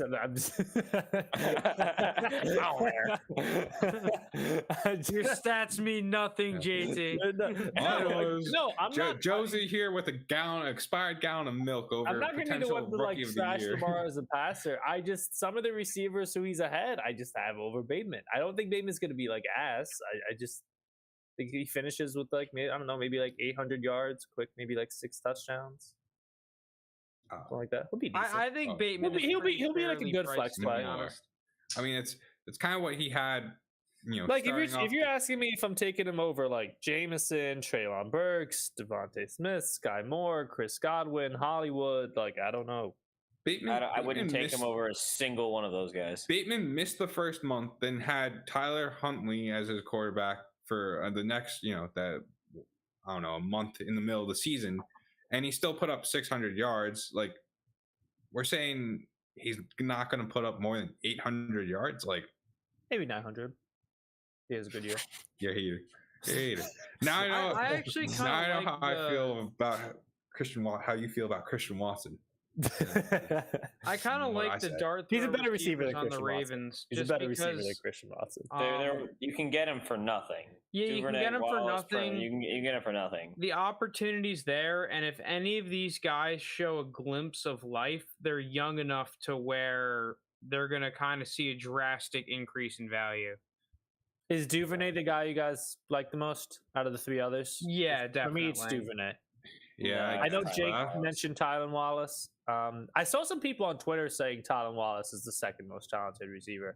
So Jake, you wouldn't I be think alone on that. talent-wise, I think the problem with Tylan Wallace has been what it's been for forever is his health. His talent. man Okay, can't- so you think man- though talent wise he's the second best? I think that's a fair. yeah, statement. talent-wise, I think he is the second best wide receiver on this team. It's just that can he go through a full training camp and then a full season staying healthy? I would wager to say not a chance. Yeah, that's fair. Okay. All right, on to the Bengals. How The do disrespect. I mean, like, Dude puts up the best rookie year of all time, and Frank puts him as over. What? I just dude, Overrated. I don't think any receiver should be worth that 9,000 price. Oh yeah, Not any Jamar Chase receiver should be. put up what Jamar Chase did his rookie year. I Most dude, last I time would we've I seen would a rookie year as good as Jamar Chase. I mean, I think the argument about him being overrated is that he's just not better than Justin Jefferson. That's the argument. He's not going to go to wide receiver 1 because there's a man named Justin Jefferson, and that's who's going to be the wide receiver 1. but That's the answer. he's better than Justin Jefferson. That is the answer. That is the answer. I I mean, we're talking about two guys that are just cornerstones of any dynasty team in either of them. But this is a Jamar Chase who missed like took a year off from football, drafted as a rookie, and just broke the NFL receiving record as a rookie, like the NFL rookie receiving record. No one's questioning Jamar Chase. We're going to see like, but I'm saying like there's potential that he's putting up like insane numbers this year, like in like crazy numbers this year, because like I'm not expecting a regression. Like there's a guy who, I mean, he had long touchdowns, but that's kind of just the regression would be from the Cincinnati offense as a whole. It's that they get figured out. They know that you want to just spread them 5 wide and say, okay, we're going to throw the ball, and people figure it out. But that's, I agree. I think Chase is in line for a Hall of Fame career, let's be honest. So I'd rather have a guy like Jonathan Taylor over him. Pretty. Oh, wait. In a startup draft right now, if you're on the clock and you have to choose between Jonathan Taylor or Jamar Chase, ignore everyone else. You're taking Taylor over Chase? Yeah. I just think he's going to score me more points. I'm going to take all the good quarterbacks over. No, I know that's what I'm saying. I'm excluding the quarterbacks. I'm just saying if you have to pick between those two, because for me it's Chase. Yeah, I'm taking Chase. I'm going to take the guy that scored me like 7 more points per game last year. I know Taylor is I agree with you, he's the RB1, but I think if we're comparing again these non-QBs, I think the debate is Chase first Pitts. Because I'd take both of them over Taylor. I think I'd go Pitts. I think I'd lean Taylor. Pitts. I think I agree with you. Taylor. I agree with you, JT. Yeah, I'm not putting 9,000 value for someone that I can just get a vet. I can get Cooper Kupp for cheaper. Cooper Kupp's not that cheap though. I mean, I know I can get him 2 fucking rounds cheaper. 100%. I can get him 2 rounds cheaper. You're paying a lot though for someone that his age. I could go from Jamar Chase into Cooper Kupp and get a ton. You could. I can get a ton. But dude, the fact of the matter is to buy Jamar Chase. I was thinking about buying Jamar Chase. I was thinking about buying Justin Jefferson in our home Takes league. a king's ransom. I have to pay more than 3 first-round picks. What is the point? Okay, well, what one is of those first-round picks was point? 112, or what was it? 111. Okay, 111 in 2022. I still got to give what? 2 2023s? A potential top half 2020. I don't want to do that. What's the fucking point? For a receiver? It's Jamar Chase. Jamar Chase. For a receiver? I don't think you understand that this man just put up a better rookie season than Justin Jefferson, who just had it, and Randy Moss. And he took a year off from football before that. Yeah, Jamar Chase looks generational. Like he's like if I'm telling you, hey, you're getting Julio Jones at the start of his career, like what are you paying for Julio Jones? It's good. I'll probably take the 3 firsts. I mean, when one of those first was like a Christian Watson, and yeah, the next 2 it's like you mean Jahan Dotson? Let's just call it how it is. Okay, sure. Right, Jahan Dotson. Still, you just made it worse in my eyes, but actually, I probably have Jahan Dotson over Watson. But like, still, all right, Jahan Dotson. I'd rather have Jahan Dotson, but Jahan Dotson. Let's say next year it's. I forget where the first were. Like, let's just say like 105, 108. I mean, let's say one's Keyshawn Booty or whatever. I like him, but he's no Jamar Chase. He's definitely not Jamar Chase. Maybe it's Jordan Addison. Like, yeah, I mean, they're 2 good receivers, right? Like, that's like right now, it's probably, if I were to rank those guys, I'd say a little high, less than Waddle, more than Elijah Moore. So put that somewhere for me. Someone give me some names that are in between those 2. Less than Waddle, more than Elijah Moore. I mean, I could pull it up. That's probably where those 2 would fit in the terms of where they rate. Less than Waddle, more than Elijah Moore. They like Garrett Wilson. Bateman. Bateman is dead smack in the middle. Okay, so you're telling me would I rather have Jamar Chase or would I have Jahan Dotson, Bateman, and Devontae Smith. Well, Plus 3 seconds. sure. Like I was saying, that's a very like it's a close offer, but Jamar Chase is just like he's a guy that I'm getting like a crazy amount of points each week. I mean, the other guys you're getting standard. You could fill in vets for those guys pretty easily. Like Frank, you're going to have to pay top of the line for Cooper Kupp, who's 30-something years old, to replace him. But like a Rashad Bateman and Devontae Smith, well, I could pay less for Michael Thomas, Jarvis Landry, whoever you think on the Saints is going to be that kind of guy, and go from there if I'm going for the vets. And those guys are significantly less. Yes, Jake? I mean, what I wanted to go on was basically, we all know Jamar Chase is worth a king's ransom. It's just what it is. But I think the interesting thing about this Bengals receiving core is T. Higgins is all the way up to receiver 5. And three of us actually say he's underrated at wide receiver 5. I think you guys are kind of crazy because I was the T. Higgins JT, guy. You've been right. You've been the T. Higgins guy, and I have T. Higgins in our home league. I love him. I have him as underrated just because I think, he doesn't get enough attention in the media and in the community in general, just because they have Jamar Chase on the same team. I mean, obviously, there's 2 mouths to feed there, plus Tyler Boyd, plus Joe Mixon. But like at the same time, like when they were both on the field together, Higgins generally got more targets, which is something that I didn't expect to see. Again, Jamar Chase though was a rookie, and that's the thing. Like I think it's more likely that Jamar Chase eats into T. Higgins' target share than the pie gets bigger in terms of like the Bengals passing even more. So I think we're going to see T. Higgins get a little bit of a setback more than a step forward. I was all in on T. Higgins when he was ranked outside the top 12 wide receivers going into last year. I was way in on He was ranked outside the top 20 when they took Chase. Yeah, way in on T. Higgins. Even when they took Chase, I was still very much in on it. I was trying to trade for T. Higgins desperately. But get out of here. Yeah, didn't work out. But the thing is, like, at this point, I think he takes a step back before he takes a step forward in terms of points per game and everything. And I think he's a very good receiver. I definitely like him on my team. I still think he outscores CeeDee Lamb, who's still wide receiver 3, which is crazy to me. But there are receivers behind him that I think that you can get or that'll put up very similar production, and they're just cheaper. Fair enough. There's a huge drop, though, from Jamar Chase to CeeDee Lamb. I think it's much more reasonable. Now, it's saying CeeDee Lamb is wide receiver 3. It's like still crazy to me because hearing like he hasn't done that much yet. But when you look at overall like his keep trade cut points, it's not like he's a tier of his own kind of guy. It's not as absurd. It's like the wide receiver, running back 7 to running back like 18 or whatever it was that we're talking about earlier. Yeah.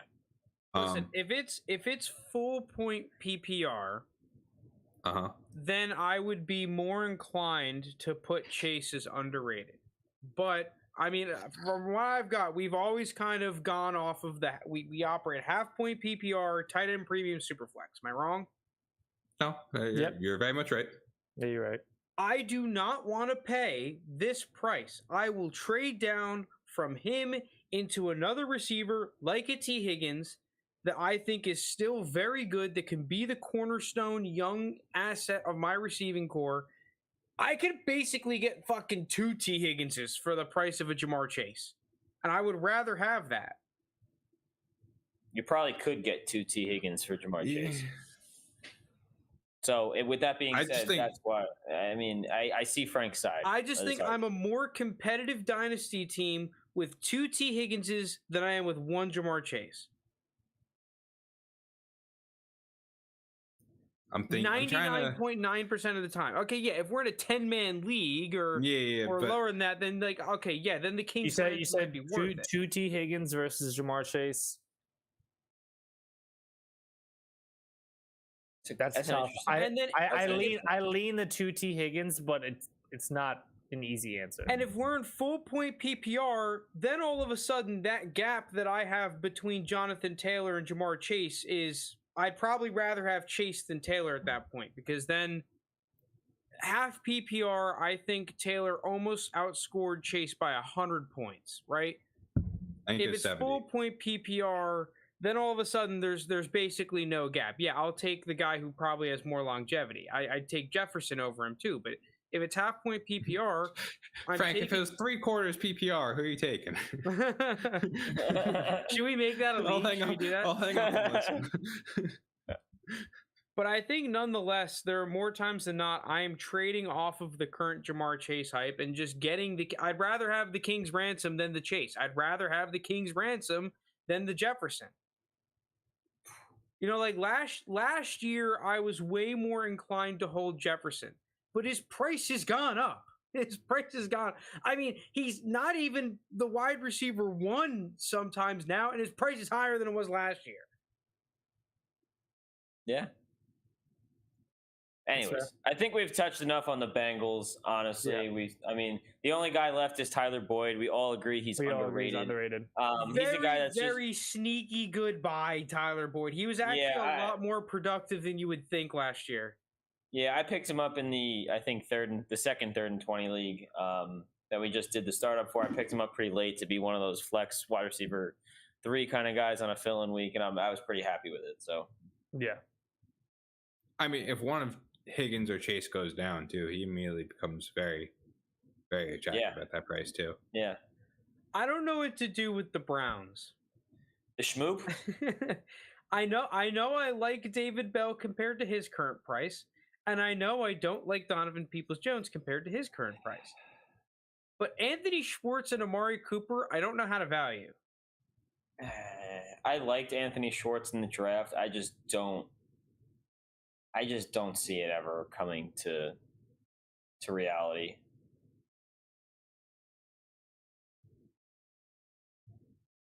Amari Cooper, I thought used to be. Oh, wait. What? Oh, Gatlin's going back. I think this price for Amari Cooper is just too cheap. It's crazy. Receiver 37. I used to say he was very overrated, and now he's gone. I did too, but he's gone down way too yeah, far. but he's always been a first round pick. He's always been worth the first. Now he's like definitely not at 3,700. You know what's so funny? Like how we rank these receivers. I know it has nothing to do with fantasy, but like Madden came out with their rankings and had Amari Cooper over Jamar Chase. Oh my god, I did see that. His Madden rankings were horrible this year. Jamar Chase was receiver 18. Yeah, I think they're doing it to stay relevant. Just it definitely has to be that. PFF model. Yeah, It's a PFF model. There's no person who watched football last season who legitimately thinks Cooper is better than fucking Jamar Chase. But either way, back to Dynasty talk. Cooper at 37, I agree with you, Frank. Now that he's like available at a second, whenever Deshaun Watson comes back, he's going to be the number one. I think part of it is because, so I did put a U for David Bell at 52, but I'm not as high on the rest of the podcast on David Bell. Clearly, I'd probably have him somewhere in like the late 40s, so a little bit higher, but not as high as the rest of you guys. And so that's kind of why I'm actually a fan of Amari Cooper in this situation. I think he's going to have a really good target share and a lot of opportunities to score. All right, and we're gonna wrap it up with Frank Steelers. Wait, we're not going to get into a David Bell debate? No, we I guess done we're all debate. consensus underrated on him. Lounis likes Donovan Peoples-Jones. I do. It's just what I do It's like the Donovan Browns. Peoples-Jones. At wide receiver, what is he? Oh, you know what? Okay, 74? you weren't here for Njoku, so I think we kind of already talked about this all. Yeah. Oh, the yeah, value yeah. price. Because we talked Yeah. about the Browns receivers for a little bit. What, y'all think the Browns are going to stink it up? No, I just think that outside of Amari Cooper and maybe rookie David Bell. All right. I don't know why Browns I hater. assume that. Frank going Seinfeld. What's the deal with the Browns? Oh man. I don't know how to Yeah. value Deontay either. Deontay? yeah. I think all three of the top three are underrated. I'm a huge Deontay fan, huge Claypool fan. I'm a fan of I Pickens. love Deontay, dude. Earlier in the offseason, Deontay's I a thought he was fucking beast. overrated. He's a fucking he's beast. amazing. He's a great player. But he was like a top 10 dynasty receiver, and I was like, all right, just chill out. I'd have him in the 10 to 12 range. I was now very much. wide receiver 17. It's like this is so fair. This is just so fair. It's a very fair price, but he's at the age, guys. He's 26, and next year he'll be 27. We've had this debate. We've seen this before. Okay. We've all done it, and I think if this time next year comes around, he's gonna be slightly lower. He's in that contract dispute with the Steelers right now that he wants more money. Blah blah blah blah blah. I've seen this story. I mean, he absolutely is. He's down to receiver 17. I think this is a very fair price. Very, very fair price for Deontay Johnson. I just think, they're going to let him walk. And if he's anywhere but Pittsburgh, I just don't like him as much. I don't like him as much if he's anywhere else. I just don't. I'm not even really that much of a Deontay Johnson guy, but like, I think Deontay can succeed. I still think it's a little early to say that we're going to let him walk, dude. I'm so high on Deontay Johnson. I don't know. I don't think you go out and draft two receivers this year. I know you lost Juju, but this is what we see the Steelers do. They just let guys go. We saw it with Juju. They let him walk. I know they signed him to the 1-year deal last year, but they did. They've done it multiple times. They did it with Mike Wallace, Emmanuel Sanders, Antonio Brown, Juju. Yeah, once they get to that point where they want the big contract, they're like, nope, we'll replace these wide receivers with guys that make not even half the amount of money. So yeah, I just think Deontay can be good anywhere.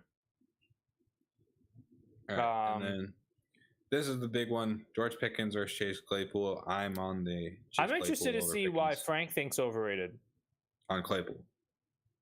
Oh wait, no. Oh wait, I thought that was Frank who put overrated for Pickens. So you put overrated for Pickens, and Frank I just think Claypool. Yeah, I think Claypool is better than Pickens, so that's kind of. That's okay. Whoa! Start and stop right there. I think it's close. What? I think it's close. Claypool's good, man. He's an idiot, but he's good. He's an idiot. I mean, George Pickens is also kind of an idiot. So neither like. But he's better, so it's fine. It cancels out. I think Claypool's better. Claypool had a good rookie season, man. He just didn't have the same. I'm not going to get into the debate on George Pickens on this one. I don't know. I just don't really want Claypool. At that price, I thought he got to a point where he was overrated last year. Sold all my Claypool shares. Well, last year, like at the end of his rookie season, he was being talked about like top 24 and shit. Like now at what is it, wide receiver 44?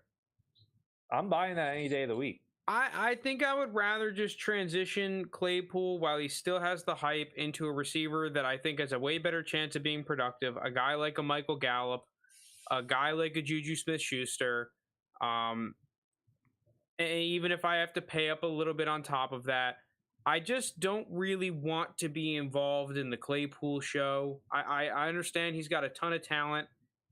He definitely could improve. I'm just willing to sit out on the sideline and sell him. I mean, I don't think I would sell him for the draft pick that he's worth. Like, what? You're telling me would I rather have Claypool or mid-second? I mean, right now I'd probably take Claypool over the second, but that doesn't mean that I'm not interested in swapping Claypool for a similarly priced asset. Or I might even try to go with that veteran running back kind of a guy like Zeke and just take the safe points. I just, in terms of player to player, I would rather have the similarly ranked players more times than not than Claypool. I just think that Claypool is, for where I value him, a little bit higher. I value him lower than the community does. The community is a little bit higher. If I were to put a keep trade cut value on him, I'd say like 3,200. And like wide receiver 50 something. So Joe's in chat saying Tomlin hates Claypool. That's all I need to know. Well, how's Tomlin feel about Antonio Brown? I mean, one of the best receivers. Like, probably hated him. So yeah. So I mean, let's not use that. But then this is where I'm gonna be out here on this, you guys, and you're not gonna agree with me. But I feel very strongly that at least one of Claypool, Laviska Shenault, or Brandon Ayuk is gonna have that third-year breakout. I just don't know which one it is. And at the Don't prices worry, I got you. It's Ayuk. they're all priced so low right now. I would agree. I'm just buying them all up, and I feel very confident that at least one of them is, and I would like to buy all three if I could. You know, I think someone you who's bought two of them interesting. from me, actually. Yeah, I'm That's trying fine. hard to get all of them because third-year breakouts. Someone who's interesting that I've been picking up a little bit of in rookie drafts was Calvin Austin. Yeah, I like Calvin Austin. I'm not like the biggest Calvin Austin guy in the I'm world, so out. but he was productive at school. Honestly, like I understand there's the whole like, okay, he's a senior, he's 23 years old as a Yeah, rookie. I really don't 23-year-old think that rookie. matters once you start getting into like beyond the third round. Like I really don't give a shit because at that point we're looking for outliers to begin with.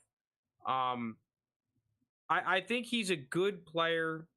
He was very productive, and it's going to be really interesting to see if he can carve out a little bit of a role, especially like if you guys are thinking that the Steelers aren't going to re-sign Deontay when Claypool contract time comes up, they don't sign Claypool. All of a sudden, we're talking about a guy that could have like a second or third year breakout. I do like Calvin Austin in that regard and think that he could be a productive player in the future and a solid guy if you don't have a ton of draft capital to keep on the taxi for a couple seasons. Yeah. And yeah, Miles Boykin, I don't really want anything to do with. No, Yeah, sorry, no. Miles Boykin. He had his tight end. He tried. Didn't really Yeah, matter to me. that's all I need to That's when know. you know I don't your know. that's when you know your career's cooked. Like, JJ Arcega-Whiteside. Yeah, JJ Arcega-Whiteside's trying to. Kelvin Benjamin did. It's over. Yeah, receiver to tight end is a desperation move. The only move tight end I've seen work was and it wasn't even receiver. Logan Thomas was like the only person. I've seen, Yeah, like, do that's it. 'cause Yeah, he's but like the thing is too 6'7". though, they did it out the gate. It was not Yeah, no, like, that's we're gonna true, try yeah. Logan Thomas at quarterback, and then Yeah. oh shit, now we'll make him. It was like, okay, we That's a good came point. in.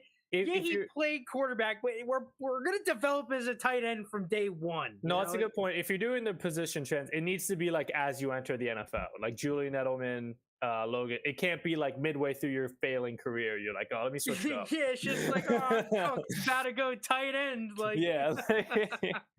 How many years away are we from N'Keal Harry switching to tight end?